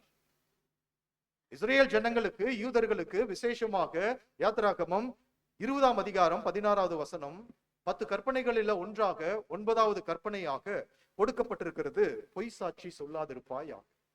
அப்போ இங்கே அந்த பிரமாணம், அந்த சட்டம் என்பது மீறப்படுகிறத நம்ம அங்க கவனிக்கிறோம். சோ இந்த வகைகளில் எல்லாம் கர்த்தர் உட்படுத்தப்பட்ட விசாரணையில அவரு சட்டவிரோதமாக அவரு உட்படுத்தப்பட்டிருக்கிறார் என்று கவனிக்கிறோம். சரி, அதே போல நீதிமொழிகள் 6ஆம் அதிகாரத்துல நம்ம அங்க பார்க்கும் போது தேவன் வெறுக்கக்கூடிய விஷயத்துல பொய் சொல்லுவது ரொம்ப முக்கியத்துவம் வாய்ந்ததாக அங்க காணப்படுகிறது. சரி, இது மாத்திரம் அல்ல, ஒருவர் மரண தண்டனை விதிக்கப்பட வேண்டுமானால் அதுக்கு கர்த்தர் 2 அல்லது அதற்கு மேற்பட்ட சாட்சிகளை அவர் கோருகிறார். ஆனா இங்கே பாருங்க, அங்க மேற்பட்ட சாட்சிகள் வருது, ஆனா அந்த சாட்சிகள் எவ்வளவு தூரம் ஒவ்வவில்லை, ஏற்புடையதாக இல்லை என்பதை எல்லாம் நம்ம தொடர்ந்து அங்கே பார்க்கிறோம். சரி, அப்ப இதை கடந்து சட்டத்திற்கு எதிராக இவர்கள் அங்கே ஒன்று கூடி இருக்கக்கூடிய ஒரு தருணம். சோ ஏன் இதெல்லாம் அங்க நடக்கணும் அப்படின்னா, பாருங்க, இது ஒரு பஸ்கா காலமாக காணப்படுகிறது. இவர்கள் ஆயத்த நாள்ல அவர்கள் காணப்படுகிறார்கள். கர்த்தரை ஒப்புக் கொடுக்க வேண்டும் சிலுவையின் மரணத்திற்குள்ளாக. இந்த பஸ்காவை ஆசரிக்கும்படியாக அநேக பகுதிகளிலிருந்து எருசலேமில் ஜனங்கள் ஒன்று கூடி இருக்கிறாங்க. ஒரு 5 நாட்கள் முன்புதான் கர்த்தராகிய இயேசு கிறிஸ்துவை அந்த பவனியின் போது அவரு ராஜாவாக ஜனங்களால் ஏற்றுக்கொள்ளப்பட்ட ஒரு நிலை. சோ ஒருவேளை இவைகள் எல்லாம் அங்க வெளிப்புறமாக ஒரு சட்ட ரீதியாக அது நடைபெற்றால் அங்க ஜனங்கள் என்ன பண்ணுவதற்கு வாய்ப்பு இருக்கு அப்படின்னா, அவர்கள் மத்தியில ஒரு மிகப்பெரிய கலகம் உண்டாவதற்கு ஒரு வாய்ப்பு இருக்கு. சோ இதையெல்லாம் அறிந்துதான் ரொம்ப நூதனமா அவங்க திட்டமிடுதல், நள்ளிரவுல சட்டத்திற்கு புறம்பாக விரோதமாக அத்தனை காரியங்களையும் அவர்கள் செய்கிறத நம்ம அங்க கவனிக்கிறோம். அன்பான சகோதர சகோதரி, இவங்களுக்கு 6 மணி வரையிலும் தான் நேரம். அந்த நேரத்தை பயன்படுத்தணும், குற்றச்சாட்டுகளை கண்டுபிடிக்கணும், குற்றச்சாட்டை அவர் மீது சுமத்தணும், விசாரணைகளுக்குள்ள கடந்து போகணும், ஒருவரை மரண தண்டனைக்கு உட்படுத்தணும். அப்படின்னா எப்படிப்பட்ட குற்றச்சாட்டோ அதற்கு எல்லா பிரயாசங்களை இங்க இவர்கள் எடுக்கிறத நம்ம அங்க பார்க்கிறோம். அன்பான சகோதர சகோதரி, பாருங்க, இன்னும் சில கருத்துக்களை அங்க நியாயமான விஷயங்களை இங்க கொடுக்குறாங்க. அவர்களுடைய பாருங்க, லீமேன் பக்கம் 109ல, அதாவது அவர்களுடைய ஒரு சட்ட புஸ்தகமாக அவர்கள் வைத்திருக்கக்கூடிய ஆலோசனை சங்கத்தினுடைய ஒரு சட்ட புஸ்தகம். அதுல என்ன கருத்து சொல்லப்படுகிறது அப்படின்னா, காலை நேர வழி செலுத்தப்படுவதற்கு முன்பதாக நீதிமன்றத்தின் எந்த ஒரு அமர்வும் நடைபெறக்கூடாது. சோ இதெல்லாம் ஒரு நல்ல ஒரு கருத்தாக அங்க வைத்திருக்கிறாங்க. அப்போ காலை நேர பலி இதெல்லாம் ஏன் அப்படின்னா, அந்த நீதிபதியாக பொறுப்பேற்பவர் முதலாவது அந்த பலி செலுத்தக்கூடிய விஷயங்களில் மூலமாக தேவனிடத்திலிருந்து அந்த நாளுக்கு உரிய வழி நடத்துதலை அவர் பெற்றுக்கொள்ளணும். பெற்றுக்கொண்டு அடுத்தது அங்க சொல்றாங்க, அந்த நீதிபதியாக இருந்து விசாரணை செய்யக்கூடியவர் மனசாட்சிக்கு அப்பாற்பட்டு அல்லது மனசாட்சிக்கு விரோதமாக அவர் செயல்படக்கூடாது. அந்த பலி செலுத்தப்பட்டு தேவனிடத்திலிருந்தான வழி நடத்துதலை பெற்றுக்கொண்டுதான் விசாரணைகளுக்குள்ளாக அவர்கள் கடந்து வரணும். ஆனா இது எல்லாமே கர்த்தருடைய விஷயத்துல என்ன ஆயிருக்கு அப்படின்னா, மீறப்பட்டு இருக்கிறதை நம்ம அங்க பார்க்கிறோம். சோ பொய் சாட்சி பேசுவதாக இருக்கட்டும், பொய் சொல்லுவதாக இருக்கட்டும், சோ இது எல்லாமே அங்கே கர்த்தருடைய விஷயத்துல அங்கே மீறி இருக்கு. அன்பான சகோதர, அனைவருமே அங்கே ஒருமித்து காணப்படுறாங்க. ஆனா சில சட்ட ரீதியான கருத்துக்களையும் முன்வைக்கும் போது ஏற்புடையதாக அங்க இல்லை. ஆனா இப்போ கண்டுபிடிக்கிறாங்க. பாருங்க, அந்த வசனம் 56ல இருந்து 60 வரையிலும் அநேக பொய் சாட்சிகள். 61ல காய்பாவினுடைய கேள்விக்கு கர்த்தர் பதில் சொல்லல. 62ல இருந்து நம்ம அங்க கவனிக்கிறோம், கர்த்தருடைய பதில் அவர்களுக்குள்ள ஒரு ஆக்ரோஷத்தையும் ஒரு தீவிரத்தன்மையையும் அது ஏற்படுத்தினது.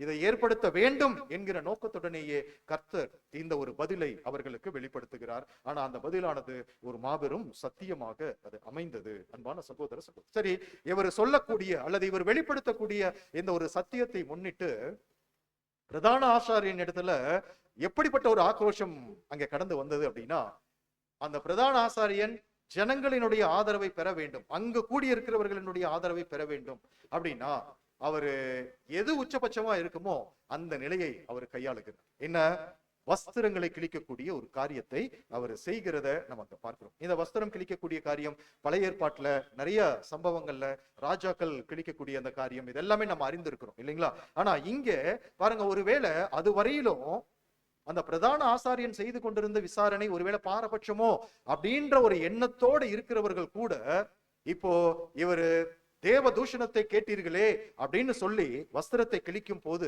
மற்றவர்கள் அனைவருமே, கூடியிருந்த அனைவருமே என்னதான் பார்ப்பாங்க அப்படின்னா, ஓ அப்படின்னா இது இவ்வளவு பெரிய குற்றமா என்கிற ஒரு பார்வை அனைவருக்குமே கடந்து வந்துடும்.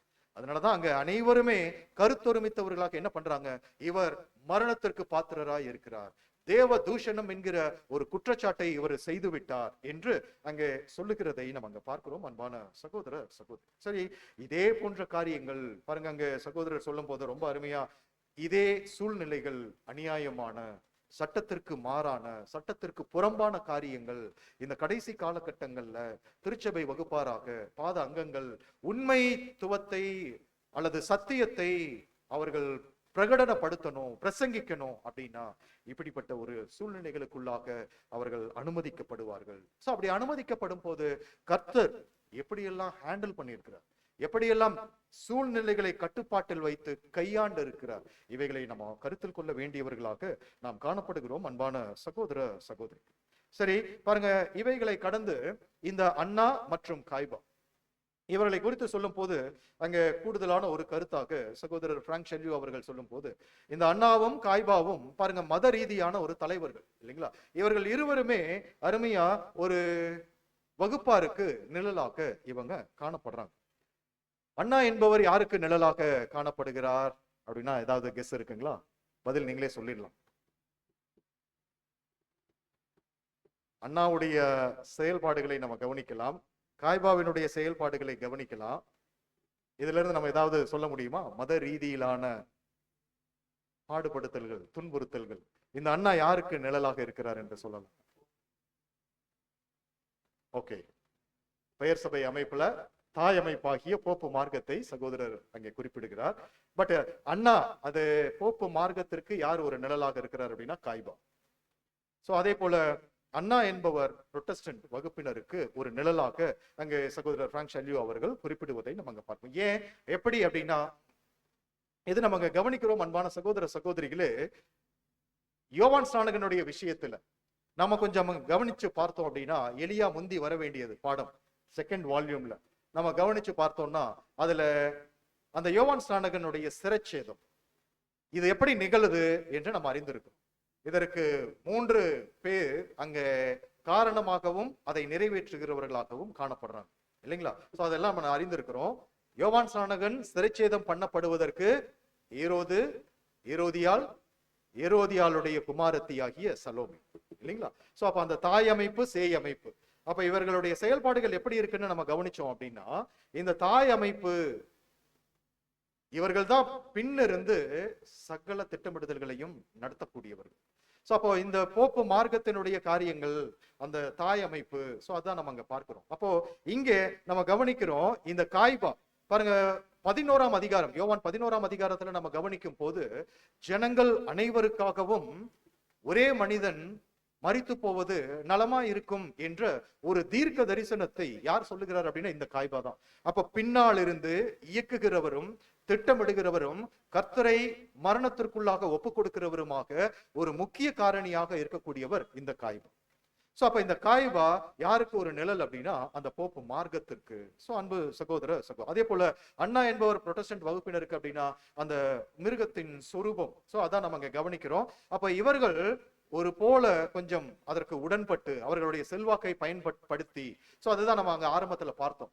இந்த அண்ணா எப்படி அவருடைய ஒப்புதலை பெற்றுக் கொள்வதற்காகவும் அவருடைய செல்வாக்கை நம்ம பெற்றுக்கொண்டிருக்கிறோம் என்று ஜனங்கள் அறிந்து கொள்வதற்காகவும் அது எப்படி அவரிடத்திலிருந்து பெறப்பட்டதோ, ஒரு அங்கீகாரம் எப்படி பெறப்பட்டதோ, அதே போல அந்த புரொட்டஸ்டன்ட் வகுப்பினருடைய ஒத்துழைப்பும் இருக்கும். இந்த போப்பு மார்க்கம் பின்னால் இருந்து முழுவதையும் இயக்கக்கூடியவர்களாக இருந்து திருச்சபை வகுப்பார். பாருங்க, அது அங்கே தலையாகிய கர்த்தர் இயேசுவுக்கு இவர்கள் மூலம் என்ன நிகழுதோ அதே போல கடைசி பாத அங்கங்களாகிய நமக்கு அந்த கடைசி நிகழ்வுகள் நம்ம அங்க கவனிக்கிறோம். அன்பு சகோதர சகோதரிகளே, இதெல்லாம் அப்படி ஒத்த ஒரு நிகழ்வுகள் தான் திருச்சபை வகுப்பாருக்கும் அங்கே இருக்கும் என்பதை நம்ம அங்க பார்க்கிறோம். சரி, இது ஒரு ஒரு எளிமையான ஒரு நிழலாக வைத்துக்கொண்டு காலம் கடந்து போவதனால நம்ம அடுத்தடுத்த நிகழ்வுக்குள்ள நம்ம கடந்து வரலாம். பாருங்க, அப்போ அந்த காய்பா, இந்த காய்பாவினுடைய காரியங்கள், இவர் ஆலோசனை சங்கத்தின் முன்பாக தனது ஆடைகளை கிழிக்கிறார் அப்படின்னா இதன் மூலம் என்ன தெரியப்படுத்துகிறார் அப்படின்னா இவர் மரணத்திற்கு பாத்திரர். அந்த அளவுக்கான தேவதூஷணம் என்கிற ஒரு குற்றச்சாட்டை இவர் நடத்தி இருக்கிறார் என்பதை வெளிப்படுத்தும் படியாக. சோ அந்த ஆதரவை பெற்றுக்கொள்வதற்காக இவருடைய செயல்பாடு உச்சபட்சமான ஒரு செயல்பாடாக அவர் அங்க செய்து காண்பிக்கிறதை நம்ம அங்க பார்க்கிறோம். அன்பான சகோதர சகோதரி, சரி, இதன் பிறகு இந்த 2ஆம் கட்ட விசாரணை முடிந்து அடுத்தது பாருங்க, 1 to 2 வரைக்கும் இது நடந்தது. 2 to 3 மணி, 4 மணி வரையிலுமே அந்த பேதுரு மறுதளிக்கக்கூடிய காரியங்கள், இன்னும் மற்ற சம்பவங்கள், நிகழ்வுகள் அங்கே நடைபெறுகிறதை பார்க்கிறோம். சரி, இப்ப விசாரணை 3 கிட்டத்தட்ட 4 மணியிலிருந்து ஒரு 4:30 மணி என்று சொல்லி அங்கே வரலாற்று ஆசிரியர்கள், மூத்த சகோதரர்கள் அங்க சொல்லுவதை நம்ம அங்க பார்க்கிறோம். சரி, இப்போ 3ஆம் கட்ட விசாரணை. அந்த ஆலோசனை சங்கத்தார் முன்பாக இவங்க அங்க கொண்டு வர்றாங்க. இதே ஆலோசனை சங்கம் பிரதான ஆசாரியன் ஆகிய காய்பாவினுடைய இல்லத்துல ஒன்று கூடி இருந்தது இல்லைங்களா? அதை நாம் அறிந்திருக்கிறோம், அந்த வசனங்கள் எல்லாம் நம்ம பார்த்தோம். அப்போ ஒரு 4 மணிக்கு மேலாக ஆலோசனை சங்கம் அங்கே செயல்படலாம். ஆனா பாருங்க, அங்கே அந்த பலி செலுத்தக்கூடிய அந்த காரியங்கள் எல்லாம் இன்னும் சில மணித்துளிகள் அங்க இருக்கு. ஆனா இவர்கள் இங்கே ஏறெடுத்திருக்கக்கூடிய விசாரணைகள், ஆலோசனை சங்கம் இப்போ அநியாயமாய் அவர் மீது குற்றம் சாட்டுதல் அங்க நடைபெறுகிறது. குற்றச்சாட்டை முதல் விசாரணையில கண்டுபிடிக்கிறதுக்கு பாக்குறாங்க, முடியல. 2வது விசாரணையில கண்டுபிடிக்கிறாங்க. அவருடைய வாய்மொழியின் மூலமாகவே அந்த குற்றச்சாட்டை அவர் மீது சுமத்துறாங்க. தேவதூஷணம் என்கிற குற்றச்சாட்டும், தன்னைத்தான் தேவனுடைய குமாரன் என்று கோருகிறார், கிளைம் பண்ணுகிறார் என்கிற ஒரு குற்றச்சாட்டையும் அங்கே சொல்லுகிறார். இதே குற்றச்சாட்டை ஆலோசனை சங்கத்திற்கு முன்பாக அங்கே கொண்டு வருகிறதை பார்க்கிறோம். அப்போ இந்த ஆலோசனை சங்கத்தில் இருக்கக்கூடிய உறுப்பினர்கள் தான் காய்பாவினுடைய இல்லத்திலும் அவங்க இருந்திருக்கிறாங்க. இப்ப இந்த விசாரணை இல்லீகலா, சட்டத்திற்கு அப்பாற்பட்டு அந்த மணி வேலைகள் எல்லாம், நள்ளிரவுல நடந்த அந்த காரியங்களை எல்லாம் லீகலைஸ் பண்ணணும் என்கிற ஒரு நோக்கத்தோட இப்ப என்ன பண்றாங்க அப்படின்னா, அந்த ஒரு 4 மணிக்கு மேலாக அவர்கள் ஜனங்கள் யாவரும் அறிய இவர் மீது இப்படிப்பட்ட ஒரு குற்றச்சாட்டு இருக்கு என்கிற ஒரு காரியத்தை அவர்கள் முன்வைக்கிறதை பார்க்கிறோம். அப்போ தேவதூஷணம் என்பது சட்டத்தின்படியாக அல்லது பிரமாணத்தின்படியாக ஒரு மரண தண்டனைக்கு ஏதுவான ஒரு குற்றச்சாட்டு என்பதனால் அந்த குற்றச்சாட்டை அவர்கள் முன்வைக்கிறார்கள். அன்பான சகோதர சகோதரி, அப்போ அந்த பாருங்க, இப்ப குற்றச்சாட்டை கண்டுபிடிச்சாச்சு, அவர் மீது சாட்டியாச்சு. இதையெல்லாம் கட்டுக்குள்ள வைப்பதும் ஹேண்டில் பண்ணுவதும் யாரு அப்படின்னா கர்த்தர் இயேசுவே இல்லைங்களா? அவர்கள் செய்வது போன்று இருந்தாலும் அதை செய்ய தூண்டுவது கர்த்தர் இயேசுவே என்று சொல்லி நம்ம அங்க கவனிக்கும். சரி, இப்போ அந்த ஆலோசனை சங்கத்தினுடைய விசாரணையானது எப்படி இருக்கு அப்படின்னா, ரொம்ப எளிமையா இந்த விசாரணையை நம்ம முடிக்கலாம். லூக்கா 22ஆம் அதிகாரம், ஒருவேளை ஸ்லைட்ல இருக்கிறதுக்கு வாய்ப்பு இல்லை, நீங்க 66 வசனம் தொடங்கி வாசிக்கலாம். ஸ்லைட்ல இருக்குங்க சிஸ்டர், நீங்க வாசிக்கலாம். விடியற் காலமான போது ஜனத்தின் மூப்பரும் பிரதான ஆசாரியரும் வேத பாரகரும் கூடி வந்து தங்கள் ஆலோசனை சங்கத்தில் அவரை கொண்டு வந்து நிறுத்தி, நீ கிறிஸ்துவா, அதை எங்களுக்கு சொல் என்றார்கள். அதற்கு அவர், நான் உங்களுக்கு சொன்னாலும் நம்ப மாட்டீர்கள், நான் உங்களிடத்தில் வினாவினாலும் எனக்கு மாறுதரம் சொல்ல மாட்டீர்கள், என்னை விடுதலை பண்ணவும் மாட்டீர்கள். போதும் சிஸ்டர், தேங்க்யூ. சோ இப்போ இங்க பாருங்க, இந்த வசன பகுதிகள் கர்த்தர் எப்படி சூழ்நிலைகளை, மனிதர்களை, கேள்விகளை அவர் கையாண்டு இருக்கிறார். அப்ப ஆலோசனை சங்கத்திற்கு முன்பாக கொண்டு வரப்படுகிறார். இங்கேயும் அதே கேள்வி, ஏற்கனவே காய்பாவினிடத்துல கேட்கப்பட்ட அந்த கேள்வி, காய்பா கேட்ட அந்த ஒரு கேள்வி, நீங்க கிறிஸ்துவா? கேட்கப்படக்கூடிய அந்த கேள்விக்கு கர்த்தருடைய பதில், மேற்கொண்டு சம்பாஷணைகளை வளர்த்து கொண்டு போவதற்கு கர்த்தர் விரும்பல. கர்த்தருடைய பதில் எப்படியாக இருக்கு அப்படின்னா, ஒரு எதிரிடையாக அந்த பதில் அங்க வெளிப்படுத்துவதை நம்ம அங்க பார்க்கிறோம். அன்பான சகோதர சகோதரி, அப்போ நீங்க கிறிஸ்துவா அப்படிங்கிறதுக்கு கர்த்தர் சொல்றார், நான் உங்களுக்கு சொன்னாலும் நம்ப மாட்டீங்க, உங்களிடத்துல வினாவினாலும் எனக்கு மாறுதரம் சொல்ல மாட்டீங்க, என்னை விடுதலையும் நீங்க பண்ண போறது இல்ல, நீங்க அடுத்தது என்ன செய்யணுமோ விரைந்து செய்யுங்க, துரிதமாய் அடுத்த நிகழ்வுக்குள்ள கடந்து போங்க என்கிற அந்த ஒரு காரியத்தை ஆலோசனை சங்கத்தார் முன்பாக கர்த்தர் இயேசு சொல்லுவதை நம்ம அங்க கவனிக்கிறோம். அன்பான சகோதர சகோதரி, பாருங்க, அப்போ இவர் சொன்னதற்கு பிறகு 69வது வசனத்துல அதே வார்த்தைகளை நம்ம அங்க கவனிக்கிறோம். இது முதல் மனுஷகுமாரன் சர்வ வல்லமையுள்ள தேவனுடைய வலது பாரிசத்தில் வீற்றிருப்பார். சோ இப்படி எல்லாம் கேட்கும் போது இவர் ஒரு சாதாரண மனுஷர், இவர் ஒரு தச்சனுடைய குமாரன் அப்படிங்கிற போது எப்படி இவ்வளவு தூரம் தன்னை உயர்த்தி கொள்ளுகிறார், தேவனுடைய குமாரன் என்று எப்படி சொல்லுகிறார், வலது பாரிசத்துல ஒரு அங்கீகாரம் நிறைந்தவராக, ஒரு அதிகாரம் நிறைந்தவராக அவர் இருப்பார் என்று சொல்லி அவர் சொல்லுகிறாரு. இதெல்லாம் எப்படி ஏற்றுக்கொள்ள முடியும் என்கிற ஒரு கோபம், ஒரு ஆக்ரோஷம் அங்க கூடியிருந்த ஜனங்கள், விசேஷமா ஆலோசனை சங்கத்தின் உறுப்பினர்கள் மத்தியில அது கடந்து வருகிறதை நம்ம அங்க பார்க்கிறோம். அன்பான சகோதர சகோதரி, இவைகளுக்கெல்லாம் பிறகு பாருங்க 71வது வசனத்துல நம்ம அங்க பார்க்கிறோம், வேறு சாட்சி நமக்கு வேண்டுவது என்ன, நாமே இவருடைய வாயினாலே கேட்டோமே. சோ அன்பான சகோதர சகோதரிகளே, அப்போ வேறு சாட்சி இல்ல, கர்த்தருடைய பதில் ரொம்ப அருமையாக அங்கே கொடுக்கிறார் என்று சொல்லி. இப்ப இந்த ஆலோசனை சங்கத்தினுடைய காரியங்களும் சட்டத்திற்கு புறம்பானதாகவே அங்கே செயல்பட்டு இருக்கிறது. முன்பு சொன்ன அந்த காரியங்கள் அனைத்துமே பாருங்க, அது சொல்லும் போது அவர்களுடைய இந்த மிஷ்னா சான்ஹெட்ரின் அப்படிங்கிறதுல 4ஆம் அதிகாரம் முதல் வசனத்துல என்ன ஒரு விதி இருக்கு அப்படின்னா, சகோதரர் அதை அங்கே குறிப்பிடுகிறார், ஒரு பண்டிகை நாள்ல விசாரணை நடத்துவது என்பது அல்லது ஆலோசனை சங்கத்தின் சட்டத்திற்கு புறம்பான ஒரு செயலாக அது காணப்படுகிறது. சரி, அதே போல பாருங்க, இங்க பஸ்கா பண்டிகை அது அடுத்த நாள், ஆனா இங்க நடத்துறாங்க. இவங்க யாரு? மத தலைவர்கள், மத ரீதியிலான பிரமாணங்களை ஜனங்களுக்கு கற்றுக் கொடுத்து அதன்படியாக வழிநடத்தக்கூடியவர்கள். ஆனா இன்னைக்கு ஜனங்களை தவறாக இவர்களே இவர்களுடைய சட்டத்தை மீறி நடக்கக்கூடியவர்களாக இவங்க காணப்படுறாங்க. சரி, அதே போல ஒரு நடுவர் குழுவாக செயல்பட வேண்டும் என்று சட்டம் இருந்தது. ஆனா இதற்கு முன்பு நம்ம கவனிக்கிறோம், அண்ணா ஸ்தானத்திலேயே இல்ல, ஆனா அவரு விசாரிக்கிறார் என்று சொல்லி அங்க பார்க்கிறோம். சோ அப்போ ஒரு குழுவாக ஒரு டிவிஷன் பெஞ்சாக இருந்து அவங்க செயல்படணும். ஆனா அப்படியாக அங்க நடைபெறவில்லை. அது மாத்திரமல்ல, குற்றம் சாட்டப்பட்டவருக்கு ஆதரவாக வாதாடுவதற்கு ஒரு வழக்கறிஞர், இந்த காலகட்டத்தில் அதுவே ஒரு சட்டமாக நம்ம மத்தியில அது காணப்படுகிறது. அப்ப குற்றம் சாட்டப்பட்டவருக்கு ஆதரவாக வாதாடுவதற்கு ஒரு நபர் இருக்கணும். அப்படிப்பட்ட ஒரு நபர் அங்க இல்ல. கர்த்தர் இயேசுவுக்கு ஆதரவாய் வாதாடும்படி ஒருவர் இல்ல. அப்ப இதுவும் அங்க நடைபெறல. மரண தண்டனை நிறைவேற்றப்படுவதற்கு விசாரணை முடிந்து குறைந்தபட்சம் ஒரு 24 மணி நேரம் அங்கே கடந்திருக்க வேண்டும். சோ இதுவும் அதே மிஷ்னா சான்ஹெட்ரின்ல அந்த சட்டதிட்டங்கள் அவர்கள் வைத்திருக்கிறார்கள். ஆனா இங்க பாருங்க, கர்த்தர் அந்த 24 மணி நேரம் காக்க வைக்கப்பட்டிருந்து பிறகுதான் அவர் மரண தண்டனைக்கு உட்படுத்தப்பட்டாரா அப்படின்னா இல்ல. ஒரு அவசர கதியில அவர் விசாரணை செய்வதும் அவரை மரணத்திற்கு ஒப்பு கொடுப்பதும் சிலுவையில் அறைவதும் அங்க நிகழ்ந்ததை நம்ம அங்க கவனிக்கிறோம். அன்பான சகோதர சகோதரி, சோ அப்போ இது எல்லாமே அங்க நம்ம கவனிக்கிறோம். இந்த ஆலோசனை சங்கத்தினுடைய காரியங்களுமே சட்ட விரோதமாகவே அங்கே காணப்படுகிறது. பாருங்க, இதுக்கெல்லாம் நிழல், இது கர்த்தருடைய விஷயத்துல தலையாகிய ஆண்டவர் அவருடைய விஷயத்துல ஆலோசனை சங்கத்தினுடைய செயல்பாடு இப்படி இருக்கு அப்படின்னா, இன்னைக்கு நாம் கடந்து வரக்கூடிய சரீர அங்கங்களாக நாம் கடந்து வரக்கூடிய நிலையில அவருக்கு அது ஒரு கடைசி கிரியை செய்யக்கூடாத ஒரு ராக்காலம். அப்படிப்பட்ட ஒரு காலங்களுக்குள்ள நாம் கடந்து போக இருக்கிறோம். அப்படி கடந்து போகும் போது பாருங்க, இப்படிப்பட்ட ஒரு ஆலோசனை சங்கமாக இன்னைக்கு நம்ம மத்தியில அப்படின்னா, உதாரணம் நம்ம சொல்லணும் அப்படின்னா WCC சொல்லணும். சோ அப்போ அந்த WCC world council of churches அப்படின்னா இவைகள் அனைத்தும் எப்படி உண்மை சத்தியத்திற்கு சாட்சி விளம்பக்கூடியவர்களை எப்படிப்பட்ட ஒரு துன்புறுத்தல்களுக்கு நேராக கொண்டு போவாங்க அந்த கிறிஸ்து பாடத்துல பார்த்திருக்கிறோம். சோ இன்னும் மற்ற அநேக தீர்க்க தரிசன பாடங்கள்ல சபை வகுப்பாரினுடைய கடைசி தருணங்கள் நிகழ்வுகள் எப்படியாக இருக்கும், இவைகளை எல்லாம் நம்ம அங்க நன்கு அங்க பார்த்திருக்கிறோம். அன்பான சகோதர சகோதரிகள், அப்படியான அனுபவங்களுக்கு நேராக நாம கடந்து போகும் போது அப்ப நம்ம நிதானிக்கணும், எப்படிப்பட்ட ஒரு கையாளுதல், எப்படிப்பட்ட ஒரு பாடங்களை படிப்பினைகளை கர்த்தரிடமிருந்து நம்ம கற்றுக்கொள்ள வேண்டியவர்களாக நாம் காணப்படுகிறோம். சோ அது நம்ம சிந்தையில் நிறுத்த வேண்டியவர்களாக இருக்கிறோம். சோ அது ஒரு படிப்பினையாக வைத்துக்கொண்டு 4வது விசாரணைக்குள்ளாக நாம் கடந்து வரணும். பாருங்க, அந்த 4வது விசாரணை அப்படிங்கிற போது அரசியல் ரீதியிலான விசாரணை.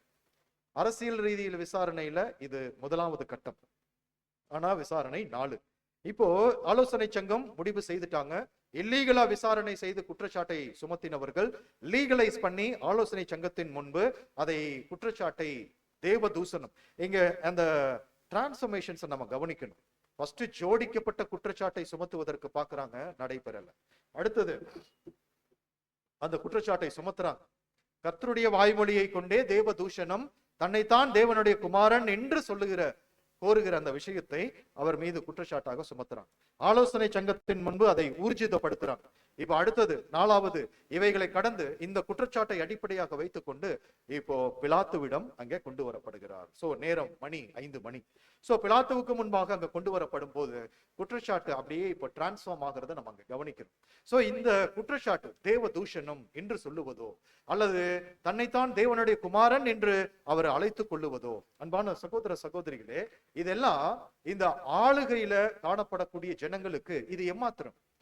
இதெல்லாம் இவர்களுடைய சட்ட விதிகள் படி அல்லது பிரமாணங்களின் படி அல்லது அவர்களுடைய நியாய பிரமாணங்களின் படி தவறு, ஒரு மரணத்திற்கு ஏதுவான ஒரு குற்றம் என்று ஒரு வேளை சொல்லிட்டாலும் இவைகள் எல்லாம் விசாரிக்கக்கூடிய பிலாத்து. இப்ப பிலாத்துவுக்கு இது ஒரு அவ்வளவு பெரிய குற்றமா அப்படின்னா, பிலாத்துவுக்கு இவர்களுடைய சட்டதிட்டங்கள் என்ன சொல்லுது, நியாயப்பிரமாணம் என்ன சொல்லுது, அதை குறித்து இவருக்கு அக்கறை இல்லை, அதை குறித்து தெரிந்து கொள்ள வேண்டும் என்கிற விஷயமும் அவருக்கு இல்லை.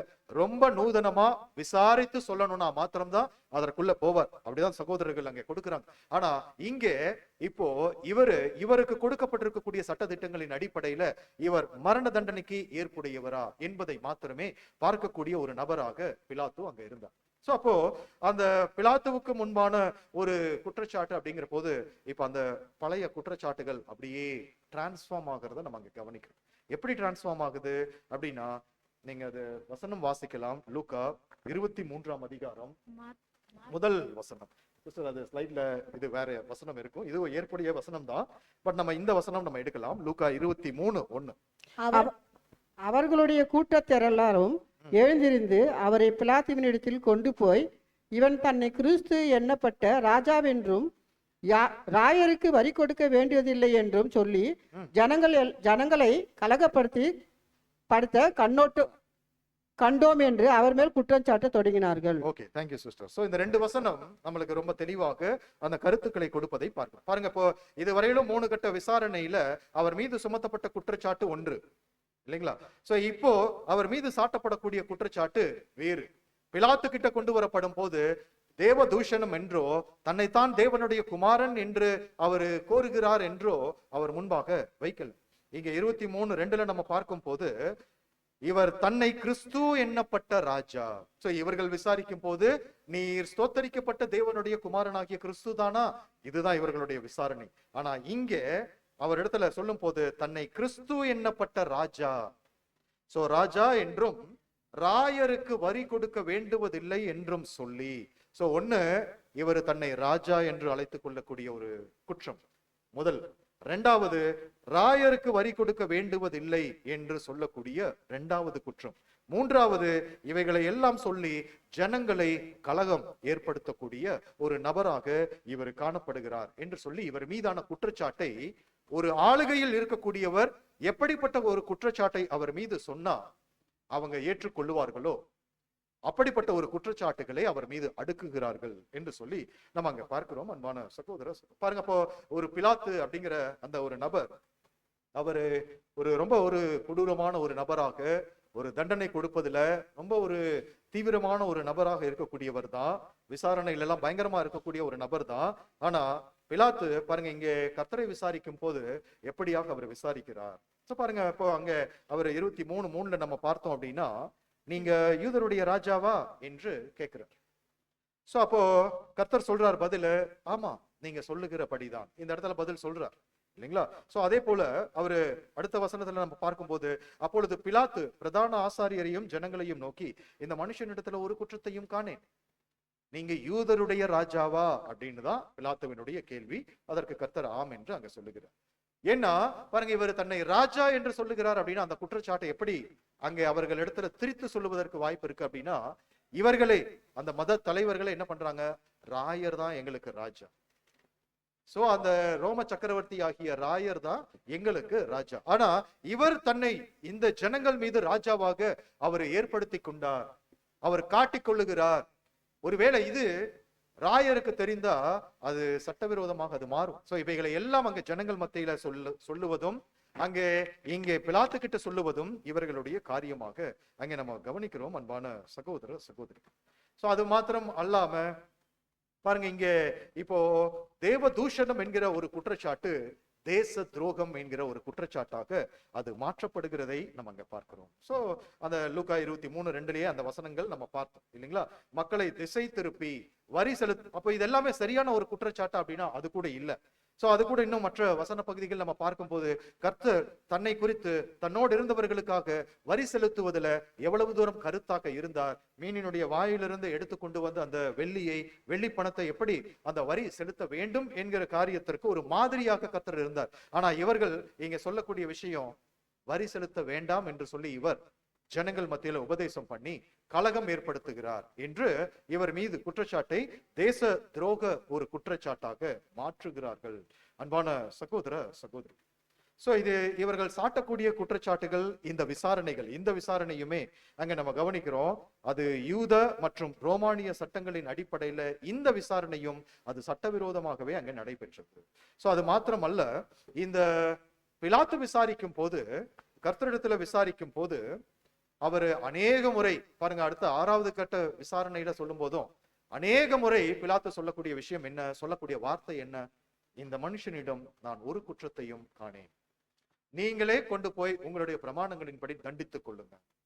சோ அவரு கொஞ்சம் நியாயமா நடக்கக்கூடிய விஷயங்களை மாத்திரமல்ல, தன்னுடைய மனைவியினால் எச்சரிக்கப்பட்ட ஒரு நிலையில பிலாத்து ஒரு பயம் நிறைந்தவராக, கர்த்தரை குறித்து கேள்விப்பட்டு பயம் நிறைந்தவராக அவரை தண்டனைக்கு உட்படுத்துவதற்கு அவரு அங்கே காத்திருக்கிறார். அன்பான சகோதர சகோதரி, சோ அப்போ இந்த நிலைகளை எல்லாம் நம்ம கர்த்தர் எந்த விதத்துல, இந்த பிலாத்து ஒரு ஆளுநர், எருசலேம் பகுதியில இருந்த ஒரு ஆளுநர், சோ இவரை சந்திக்கக்கூடிய கர்த்தர் எப்படிப்பட்ட ஒரு கையாளுதலை அவரு காண்பிக்கிறார். சோ அவைகளை நாம் கற்றுக்கொள்ள வேண்டியவர்களாக அங்கே காணப்படுகிறோம். அன்பான சகோதர சகோதரி, சோ இங்கே நமக்கான ஒரு படிப்பினை என்று சொல்லி சகோதரர் அங்கே குறிப்பிடுகிறார். ரீஃபரன்ஸ் 577.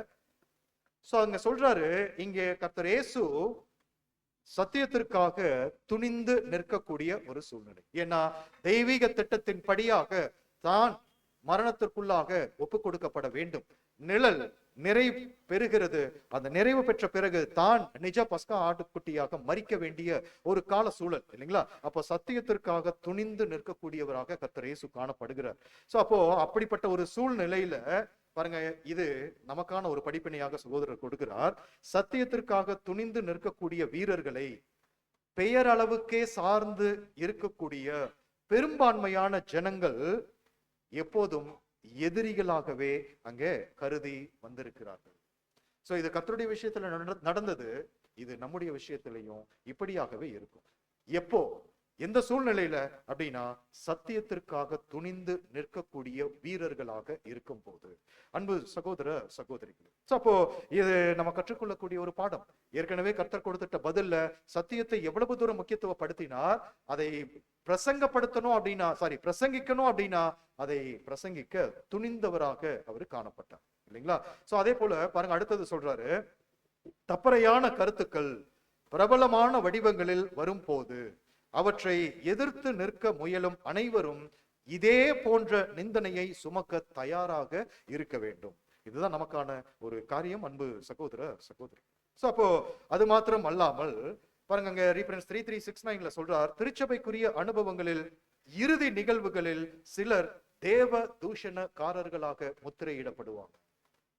சோ இதே போன்று சத்தியத்தை நம்ம பேசுவோம், நிச்சயம் நம்மை இந்த மத ரீதியிலான எதிர்ப்புகளும் அரசியல் சார்ந்த எதிர்ப்புகளும் நம்ம மீது அது கடந்து வரும். பாருங்க, அதான் அங்க சொல்றார், தேவ தூஷணக்காரர்களாக திருச்சபையினுடைய கடைசி அனுபவங்களில் அவர்கள் முத்திரையிடப்பட்டு கிறிஸ்துவை வேறொரு ராஜாவாக இவர்கள் பிரசங்கிக்கிறார்கள் என்ற குற்றச்சாட்டின் கீழ் அரசாங்கங்களின் முன்பாக கொண்டு போய் நிறுத்தப்படுவதற்கு வாய்ப்பு இருக்கு. சோ அதை அங்க சகோதரர் அந்த 3369 ரீப்ரின்ஸ்ல அவர் சொல்லுவதை நம்ம அங்க பார்க்கிறோம். சோ அப்போ இது எல்லாமே நம்ம கற்றுக்கொள்ளக்கூடிய, கர்த்தர் ஹேண்டில் பண்ண கையாண்ட விதத்திலிருந்து நம்ம கற்றுக்கொள்ளக்கூடிய ஒரு பாடங்களாகும். அது மாத்திரம் அல்ல, இங்கே கர்த்தர் ஒருவேளை எப்படிப்பட்ட ஒரு சூழ்நிலையாக இருக்கு, ஒரு பதட்டம் நிறைந்த ஒரு சூழ்நிலை, ஒரு ஆக்ரோஷமான ஒரு சூழ்நிலை, ஒரு கைது செய்யப்பட்ட ஒரு சூழ்நிலை, ஒரு கொஞ்ச நேரத்துல மரணம் நிகழக்கூடிய ஒரு சூழ்நிலை. ஆனா தருணங்களை கர்த்தர் எப்படி கையாளுகிறார் அப்படின்னா, ரொம்ப அமைதலுடனும் ரொம்ப சாந்தத்துடனும் ஒரு நல்ல ஒரு பதில்களை கொடுக்கக்கூடியவராக, அந்த சத்தியத்திற்கு சாட்சி அளிக்கக்கூடியவராக. பாருங்க, அதான் அங்க சொல்றார் 3895 மிக அமைதியுடன் கர்த்தர் இயேசு பதிலளித்தார். அன்பான சகோதர சகோதரிகளை, நம்முடைய அன்றாட வாழ்க்கை நம்ம யோசித்து பார்க்கலாம். எத்தனை விதமாக பாருங்க, நம்மை சுற்றிலும் இருக்கக்கூடியவர்கள் எப்படிதான் இருக்கிறாங்க அப்படின்னா, அநீதி நிறைந்தவர்களாக, ஒரு அநியாயம் நிறைந்தவர்களாக, அப்படிப்பட்ட ஒரு நிலைதான். ஆனா நாம் அவர்கள் மத்தியில எப்படிப்பட்ட சாட்சி பகர வேண்டியவர்களாக இருக்கிறோம். இது கர்த்தரிடமிருந்து நம்ம கற்றுக்கொள்ளக்கூடிய. ஆனா நாம் அநேக வேலைகள்ல என்ன ஆயிடுறோம் அப்படின்னா, அவர்களுடைய அந்த விழுந்து போன சுபாவங்களுக்கு நேரான சில சுபாவ குணலட்சணங்களையே வெளிப்படுத்துகிறவர்களாக, அல்லது விழுந்து போன நிலை, மாம்சத்தின் நிலையை பிரதிபலிக்கிறவர்களாகவே காணப்படுகிறோமே தவிர, கர்த்தர் காண்பித்த அந்த மாதிரியை பின்பற்றுவதிலிருந்து அநேக சூழ்நிலைகள், தருணங்கள்ல தவறுகிறவர்களாக நம்ம போய்விடுகிறோம். அன்பான சகோதர சகோதரிகளே, அங்க 3895 சொல்லும் போது ரொம்ப அமைதியாக கர்த்தர் அங்கே பதிலளித்தார். இதுவே நம் ஆண்டவருடைய மன அமைதிக்கான ரகசியமாய் இருந்தது. என்ன அப்படின்னா, தம்முடைய ஒவ்வொரு நலனையும் அவர் பிதாவிடம் முழுமையாக ஒப்பு கொடுத்திருந்தார். அதுதான் அவருடைய அமைதிக்கு முழு காரணம் என்று சொல்லி அங்க சொல்றார். சோ அப்போ நாம் நிதானிக்கலாம், எந்த அளவுக்கு தேவனிடத்துல சூழ்நிலைகளையும், நமக்கு எதிரடையாக நடைபெறக்கூடிய நிகழ்வுகளையும் தருணங்களையும் முழுமையாக ஒப்பு கொடுத்து, அந்த ஒரு அமைதியும் அந்த அமெரிக்கையும் சமாதானமும் ஒரு அப்படிப்பட்ட ஒரு சாந்தத்தோடு இருக்கக்கூடிய ஒரு நிலையை நாம் வெளிப்படுத்துகிறவர்களாக இருக்கிறோம் என்பதை நாம் நிதானிக்க நாம் தவறிவிடக் கூடாது. அன்பான சகோதர சகோதரி, பாருங்க, அது பிதாவிடம் முழுமையாக அவரு தன்னுடைய ஒவ்வொரு நலனையும் ஒப்பு கொடுத்திருந்தார். மாத்திரமல்ல, அவருடைய ஆவியினாலும் அன்பார்ந்த பணிவாலும் எந்த அளவுக்கு நிரப்பப்பட்டிருக்கிறோமோ அந்த அளவுக்கு கடுமையான மற்றும் சோதனையான நெருக்கடிகள் மத்தியிலும் நம்மாலும் கூட அமைதியாக இருக்க முடியும் என்பதை அங்கே சகோதரர் அங்க நமக்கு கற்றுக் கொடுக்கிறார். அன்பான சகோதர சகோதரி, பாருங்க, நம்ம ஆபத்துகளை மறுக்கவும் கூடாது, அதே சமயம் நாம் துணிச்சலாக அவைகளை மேற்கொள்ளுகிறோம் என்று சொல்லி பெருமை பேசவும் கூடாது. சோ மாறாக கர்த்தருடைய கரத்தையே சார்ந்திருக்கிறவர்களாக நாம் இருக்கணும். 3759 ரீப்ரின்ஸ்ல இந்த காரியத்தை அவர் நமக்கு கற்றுக் கொடுப்பதை நம்ம அங்க பார்க்கலாம். இது எல்லாமே நமக்கான படிப்பினைகள், அன்பான சகோதர சகோதரி. சோ அப்போ ஒவ்வொரு உண்மையான திருச்சபையின் அங்கங்களும் அங்கே பாருங்க, அங்கே எதிராக குரல் எழுப்புவதோ, மிக உரக்க கூச்சலிடுவதோ, அங்க முக்கியமாக எதிர்ப்பை தூண்டி விடுவதோ, பெயரளவான கிறிஸ்தவ உலகமும் அதில் உள்ள இறையியல் வல்லுநர்களுமே இந்த சரீர அங்கங்களுக்கு எதிராக இப்படிப்பட்ட எதிர்ப்புகள் அந்த பெயர் கிறிஸ்தவ சபைகளிடமிருந்து, அமைப்புகளிடமிருந்து நிச்சயமாக நமக்கும் அது கடந்து வரும் என்பதையே இந்த பாடங்கள் நமக்கு கற்றுக் கொடுக்கிறது. சரி, இதோடு தொடர்புடைய பிலாத்துவினுடைய விசாரணையோடு தொடர்புடைய இன்னும் மற்ற பகுதிகள் நம்ம அங்க பார்க்கிறோம். வசன பகுதிகள் நம்ம பார்த்தா யோவான் 18:28 நம்ம அங்க கவனிக்கும் போது 38 வரையிலும் அதுலயும் அந்த விசாரணையினுடைய தன்மைகள், கோணங்கள் நம்ம அங்க பார்க்க முடியும்.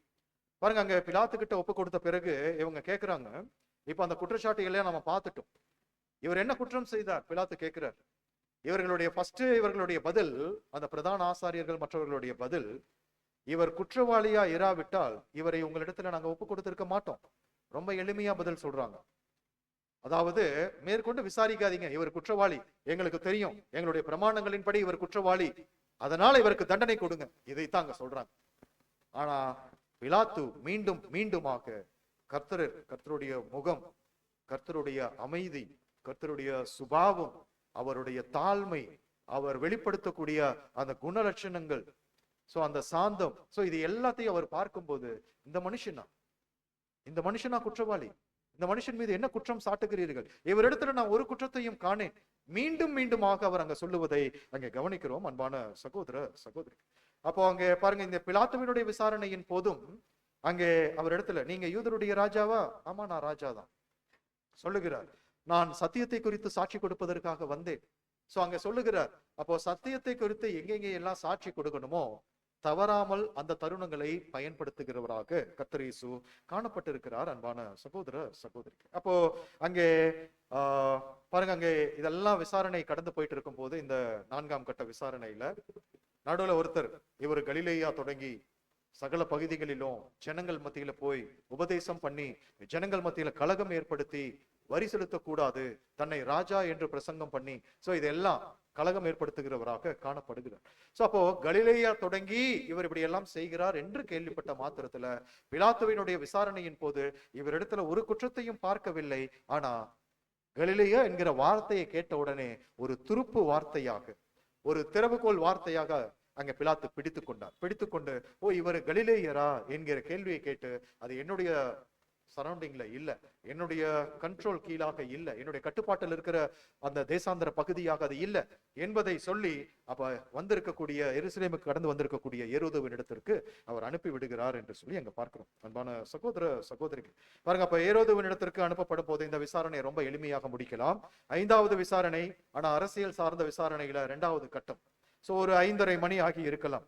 இப்போ ஏரோதுவினுடைய அந்த ஒரு முன்னிலைக்கு அவர் அனுப்பப்படுகிறார். ஏரோது அந்திப்பா அவர் முன்பதாக அனுப்பப்படுகிறார். அவர் முன்பதாக இங்கே பிரதான ஆசாரியர்கள், மத தலைவர்கள் அவர் குற்றச்சாட்டு நிமித்தம் பாருங்க, இவர் நீங்க விசாரிச்சுக்கோங்க என்று சொல்லி பிலாத்து அனுப்பியிருக்கிறார். கம்யூனிகேஷன் அவர்களுக்குள்ள கடந்து வந்துருச்சு. இப்ப அவரு ஏரோது இவரை குறித்து கேள்விப்பட்ட மாதிரி இதெல்லாம் பாருங்க அதிகாலை வேளையில் இல்லைங்களா? சோ அப்படிங்கிற போது இவரை குறித்து ஏற்கனவே ஏரோது அநேக காரியங்களை கேள்விப்பட்டிருக்கிறார். என்ன கேள்விப்பட்டிருக்கிறார் பாருங்க, லூக்கா 23ஆம் அதிகாரத்துல 7வது வசனம் நம்ம வாசிக்கலாம். அவர் ஏரோதின் உள்ளானவர் என்றறிந்து அந்நாட்களில் எருசலேமில் வந்திருந்த ஏரோதினிடத்தில் அவரை அனுப்பினான். ஏரோது இயேசுவை குறித்து அநேக காரியங்களை இருந்ததினாலும் அவரால் செய்யப்படும் அடையாளத்தை பார்க்க வேண்டும் என்று விரும்பியிருந்ததினாலும் அவரை காணும்படி வெகு நாளாய் ஆசை கொண்டிருந்தான். அந்தபடி அவரை கண்டபோது மிகவும் சந்தோஷப்பட்டு அநேக காரியங்களை குறித்து அவரிடத்தில் வினாவினான். அவர் மறுமொழியாக அவனுக்கு ஒன்றும் சொல்லவில்லை. போதுங்க சிஸ்டர், தேங்க்யூ. சோ பாருங்க, அப்போ அன்பு சகோதர சகோதரிகளே, ஏரோது கிட்ட விசாரணை 5ஆம் கட்ட விசாரணையாக நம்ம அங்க பார்க்கிறோம். அப்ப இந்த விசாரணையில இவரை குறித்து நிறைய கருத்துக்கள் அவர் கேள்விப்பட்டிருக்கிறார்.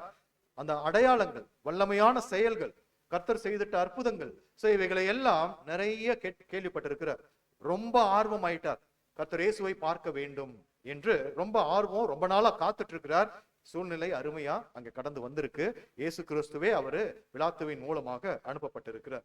சோ அப்போ அதையெல்லாம் இவரை பார்க்கணும்னு சொல்லி ஏன் இவர் இவ்வளவு தூரம் ஆர்வம் கொள்ளுகிறார் அப்படின்னா பாருங்க, இன்னும் நிறைய சகோதரர்கள் அவர்களுடைய கருத்துக்கள்ல சொல்லும் போது இந்த ஏரோதுவே ஒரு பிளாக் மேஜிக் செய்யக்கூடிய ஒரு நபராக இவர் இருந்திருக்கிறார். அதுல ரொம்ப ஆர்வம் கொண்ட ஒரு நபராக இருந்திருக்கிறார் இல்லைங்களா? அந்த புதிய ஏற்பாட்டினுடைய காலத்துல ஆதிகால சபையின் கால பகுதியிலையும் இப்படிப்பட்ட காரியங்கள் அங்க இருந்தது.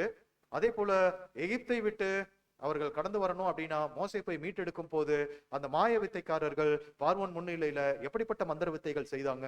சோ அதையெல்லாம் நம்ம அங்க இவைகளின் பால் ஈர்க்கப்பட்டவராகத்தான் யார் இருக்கிறாங்கன்னா இந்த ஏரோது இருக்கிறார். அப்போ கர்த்தர் இயேசுவை குறித்து கேள்விப்படும் போது இவர் பயங்கரமான செயல்களை செய்கிறார். அப்படின்னா இவர் எப்படி இப்படியான காரியங்களை செய்கிறார்? ஒரு மேஜிக், இந்த அடையாளங்களை எல்லாம் எப்படி செய்கிறார், அதையெல்லாம் நான் கற்றுக்கொள்ளணும் என்கிற ஒரு நோக்கத்தோட இந்த ஏரோதுவினுடைய காரியம் அங்கே காணப்படுகிறது. அவருடைய விசாரணை இப்படிதான். அவருடைய விசாரணை ஏதாவது ஒரு சரியான போக்குல இருந்ததா அப்படின்னா அதுவும் இல்லை. மாத்திரமல்ல, இவருடைய செயல்பாடுகள் எப்படி இருந்திருக்கு அப்படின்னா, கொஞ்சம் இவர் கேட்கக்கூடிய அந்த காரியங்கள் எல்லாம் நம்ம கவனிச்சு பார்த்தோம் அப்படின்னா, ஒரு ஒரு ஆளுநர் தான், ஆனா ஒரு விளையாட்டு பிள்ளை போன்ற ஒரு கேள்விகளை கேட்கக்கூடியவர் ஒரு நபராக இவரு. ஏன்னா இவருடைய ஆர்வமும் இவருடைய விருப்பமும் வேறு காரியங்கள்ல, வேறு கோணங்கள்ல இருந்திருக்கு. அதை கர்த்தர் இயேசுவிடம் எதிர்பார்த்து இவர் என்ன செய்கிறார் அப்படின்னா கேள்விகளை அதிகமாக கேட்கிறார். சோ அப்படி கேட்கக்கூடிய எந்த ஒரு காரியங்களுக்கும் இவரிடத்துல பேசி சம்பாஷணைகளை வளர்த்து கொண்டிருந்தா காலம் கடந்து போயிடும்.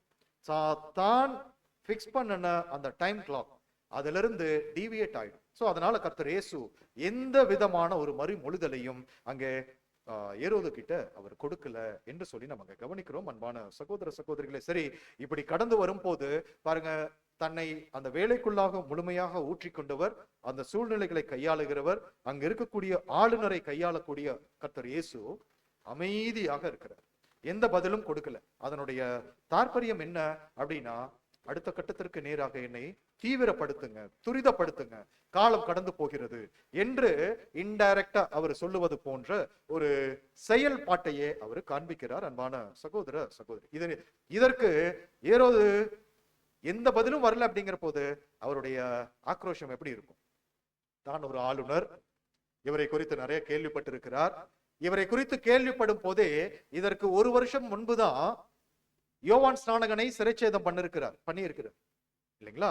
சோ அப்படிங்கிற போது அப்ப இவரை குறித்து கேள்விப்பட்ட போது இவர் செய்யக்கூடிய செயல்கள், ஒருவேளை யோவானுடைய மறுபிறப்போ இவரு என்கிற ஒரு எண்ணம் எல்லாம் ஆல்ரெடி அவருக்குள்ள அங்க இருந்திருக்கு.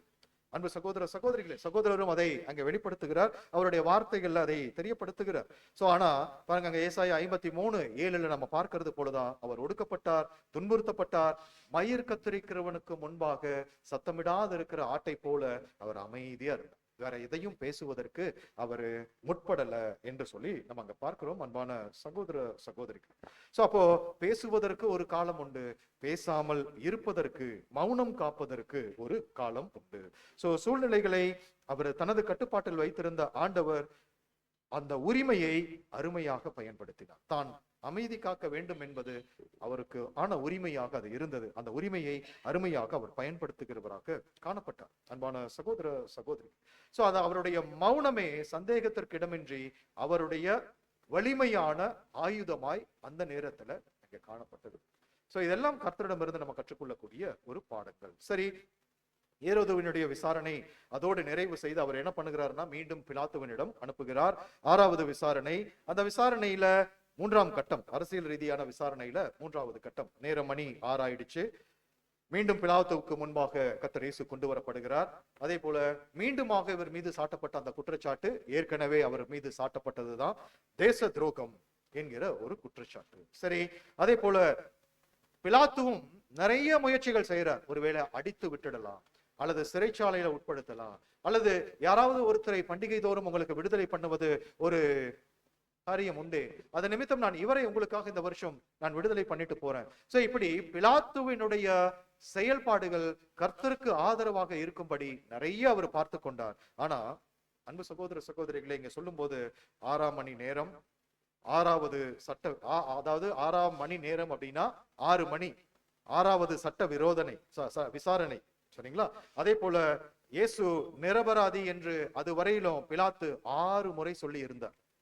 சோ அவரு நிரபராதி தான் என்று பிலாத்தும் அறிந்திருக்கிறார். அன்பான சகோதர சகோதரிகள், யோவான் 19ஆம் அதிகாரம் வசனங்கள் வாசிக்க வேண்டாம், நம்ம குறித்து வைத்துக் கொள்ளலாம். 19ல முதல் ஒரு 16 வசனம் வரைக்கும் நம்ம எடுத்து பார்த்தோம் அப்படின்னா, இந்த கடைசி விசாரணையில சம்பவங்கள் எப்படி நிகழ்ந்தது என்று நம்ம அறிந்து கொள்ள முடியும். அன்பான சகோதர சகோதரிக்கு அவரு கர்த்தருக்கு உதவி செய்யும் விதமாக நிறைய ஸ்டெப்ஸ் எடுக்கிறார். அனைத்தும் அங்க பொய்த்து போகுது. இவர்களுடைய சத்தம் உறக்க அதிகரிக்கிறது. அவங்க சிலுவையில் அறைய வேண்டும், சிலுவையில் அறைய வேண்டும் என்று ரொம்ப கூக்குரல் இடுகிறார்கள். சோ அப்போ பிலாத்து மீண்டும் மீண்டும் விசாரணை செய்துவிட்டு பாருங்க, அங்க 4வது வசனத்துல இவரிடத்துல நான் ஒரு குற்றத்தையும் காணேன் என்று சொல்லி அவரு மீண்டும் சொல்லுவதை பார்க்கிறோம். சொல்லிட்டு 5ஆம் வசனத்துல இயேசு முள்முடியும் சிவப்பங்கியும் தரித்தவராய் வெளியே வந்தார். சோ விசாரணை முடிந்து வெளியே வர்றார். அப்பொழுது பிலாத்து அவர்களை நோக்கி, இதோ இந்த மனுஷன், அவர் சொல்லக்கூடிய வார்த்தை, இதோ இந்த மனுஷன், behold the man. சோ அன்பு சகோதர சகோதரிகளே, சோ அப்போ அவர் சொல்லக்கூடிய இந்த வார்த்தையில சகோதரர் ரசல் அவர்களுடைய எழுத்துக்கள் ரொம்ப ஆழமான கருத்துக்களை நமக்கு அங்க கொடுக்கிறது. பாருங்க, இவரு எப்படிப்பட்ட ஒரு நபராக இருக்கிறார். இவரை பாருங்க, இந்த ஒரு மனுஷனை பாருங்க, நம்ம மனுஷ சந்ததியில வந்த ஒரு நபர் தான், ஆனா எப்படிப்பட்ட ஒரு சுபாவத்தை வெளிப்படுத்துகிறவராக இவர் காணப்படுகிறார். எப்படிப்பட்ட ஒரு உள்ளான அழகை, அந்த ஒரு சாந்தம், அமைதல் என்கிற குணலட்சணத்தை வெளிப்படுத்துகிறவராக இருக்கிறார். இவரையா நீங்க குற்றவாளி என்று சொல்றீங்க? அவர் கேட்கக்கூடிய அந்த தொனியில இவைகள் எல்லாம் அங்கே உள்ளடங்கி காணப்படுகிறது. அன்பான சகோதர சகோதரிகள், இவரையா குற்றவாளி, அல்லது இவரையா நீங்க மரண தண்டனைக்கு உரிய குற்றவாளி என்று சொல்லுகிறீர்கள்? சோ இது எல்லாமே அவர் சொல்லக்கூடிய இதோ இந்த மனுஷன் என்று சொல்லக்கூடிய அந்த வார்த்தையில் உள்ளடக்கமாக அது காணப்படுகிறது. அன்பான சகோதர சகோதரிகள், சோ அப்ப அந்த 6 மணி நேரம் பாருங்க, 6 மணி, 6வது விசாரணை, 6 முறை பிலாத்துவினுடைய வார்த்தை, சிலுவையில 6 மணி நேரம் அவர் கடந்து தொங்க வேண்டிய நேரம், 9 மணிக்கு சிலுவையில் அறையப்பட்டு 3 மணியில அவர் ஜீவனை கொடுக்கக்கூடிய அந்த ஒரு தருணம். சோ இப்படிப்பட்ட விசாரணைகள் அங்க கடந்து போகிறதை நம்ம அங்க பார்க்கிறோம். அன்பான சகோதர சகோதரி, சோ அப்ப இந்த ஏரோது மற்றும் பிலாத்து கூட சில நிழலாக இவர்கள் அவங்க காணப்படுறாங்க. அண்ணா காய்பா மத ரீதியிலான விசாரணையில எப்படி ஒப்புமைப்படுத்தலாம் என்று சொல்லி பார்த்தோம். அதே போல இங்க ஏரோது மற்றும் பிலாத்து கூட சகோதரர் ஷல்யூ அவர்கள் சொல்லும் போது, இந்த ஏரோது என்பவர் பாருங்க அங்க வந்து விசாரணை செய்கிறார். ஆனா எந்த பகுதிக்கு வந்திருக்கிறார் அப்படின்னா, அந்த எருசலேம் பகுதிக்கு வந்திருக்கிறார். ஆனா ஏரோதுவனுடைய அந்த ஒரு ஆளுகை செய்யக்கூடிய பகுதியானது கலிலேயா பகுதி. அப்போ இவர் என்ன காரணம் சொல்லுகிறாருன்னா, இது பிலாத்து வந்து சொல்லுகிறார், இது கலிலேயா சார்ந்த காரியம் என்பதனால, கலிலேயர் தொடர்பான காரியம் என்பதனால நீங்க அவர் ஏரோதுவனிடத்திற்கு அவர் அனுப்புகிறத பார்க்க. அப்போ அதாவது ஒரு பகுதி சார்ந்த ஒரு விசாரணை என்பதனால ஏரோது. அப்ப இந்த ஏரோதை யாரை அடையாளப்படுத்துகிறார் என்று சொல்லி அங்க சொல்றார் அப்படின்னா, அங்கே சகோதரர் அவர்கள் சொல்லுவது போலதான் இங்க நம்ம மத்தியில ஸ்டேட் கவர்மெண்ட் சென்ட்ரல் கவர்மெண்ட் இருக்கு இல்லைங்களா, அது போன்ற அரசியல் நிலைதான் அங்கே வெளிப்படுத்துகிறதை பார்க்கிறோம். அப்போ அந்த ஏரோது என்பவர் ஒரு மாநில அரசாங்கத்திற்கு ஒப்புமைப்படுத்தப்படுகிறவராகவும், பிலாத்து என்பவர் பெடரல் கவர்மெண்ட் அல்லது சென்ட்ரல் கவர்மெண்ட் அல்லது மத்திய அரசியல் அமைப்பை அடையாளப்படுத்துகிறவராகவும் அவர் காணப்படுகிறார். அன்பான சகோதர சகோதரி, இவைகளிலிருந்து எல்லாம் நம்ம கற்றுக்கொள்ள வேண்டியது என்ன அப்படின்னா, பாடத்தின் ஆரம்பத்துல நம்ம சொன்னது போலதான் சூழ்நிலைகள், நேரங்கள், கால வேளைகள், நபர்கள் ஒவ்வொரு காரியங்களையும் கையாளுவதில் கட்டுப்பாட்டில் வைத்துக் கொண்டு கர்த்தர் இயேசு ரொம்ப அருமையாக அவருடைய செயல்பாடுகளை எதை முன்னிட்டு அப்படின்னா, தன்னுடைய அர்ப்பணிப்பை நிறைவேற்றும் பொருட்டு, தான் தேவனிடத்துல செய்து கொண்ட உடன்படிக்கையை முழுமைப்படுத்தும் பொருட்டு, தான் தேவ சித்தத்தை நிறைவேற்றுவதற்காக தான் வந்ததனுடைய நோக்கத்தை முன்னிட்டு, இதையெல்லாம் முன்னிட்டு அவர் என்ன செய்கிறார் அப்படின்னா, அந்த வேலைக்குள்ளாக தன்னை ஊற்றினதை நம்ம அங்க பார்த்தோம். அது ஊற்றுவதில் அவருக்கு இருந்த தீவிரத்தன்மை, அவருடைய துணிச்சல், அவருடைய தைரியம், மற்றவர்களை அந்த வேலைக்குள்ளாக தான் உட்படுத்தப்பட வேண்டும் என்கிற ஒரு நோக்கத்தோட அவர்களை இவர் இயக்குகிற அந்த காரியங்கள், அவருடைய வார்த்தைகள், அவர் காண்பித்திட்ட குணலட்சணங்கள், சுபாவ குணலட்சணங்கள். அன்பு சகோதர சகோதரிகளே, கர்த்தருக்கு நேர்ந்திருக்கிற இந்த அனுபவங்கள் அப்படியே ஒத்திசைவாக நம்முடைய வாழ்க்கையில முடியாது. இதையெல்லாம் அனுபவித்த அப்போஸ்தலன் பவுல் கூட கர்த்தர் அனுபவித்த பாடுகளில் குறைவானதை அவருடைய சபைக்காக என்று சொல்லுகிறார்னா, கடைசி கால பாதங்கங்களாகியனா இன்னும் எவ்வளவு குறைவான ஒரு பாடுகளை அனுபவிப்பவர்களாக நம்ம இருப்போம். சோ அதற்கு ஈடு இணை ஒப்புமை கிடையாது. அப்படிங்கிற போது நமக்கு அப்படிப்பட்ட சூழ்நிலைகள் கடந்து வரும் போது கர்த்தரிடமிருந்து கற்றுக்கொள்ளக்கூடிய இந்த காரியங்களை நாம் ஒவ்வொருவருமே நடைமுறைப்படுத்துவதற்கு தேவன் அவருடைய ஆவியை நம் ஒவ்வொருவருக்கும் தந்து வழி நடத்துவாராக. பொறுமையோடு கேட்ட நம் யாவரையும் தேவன் தாமே ஆசீர்வதிப்பாராக. ஆமென்.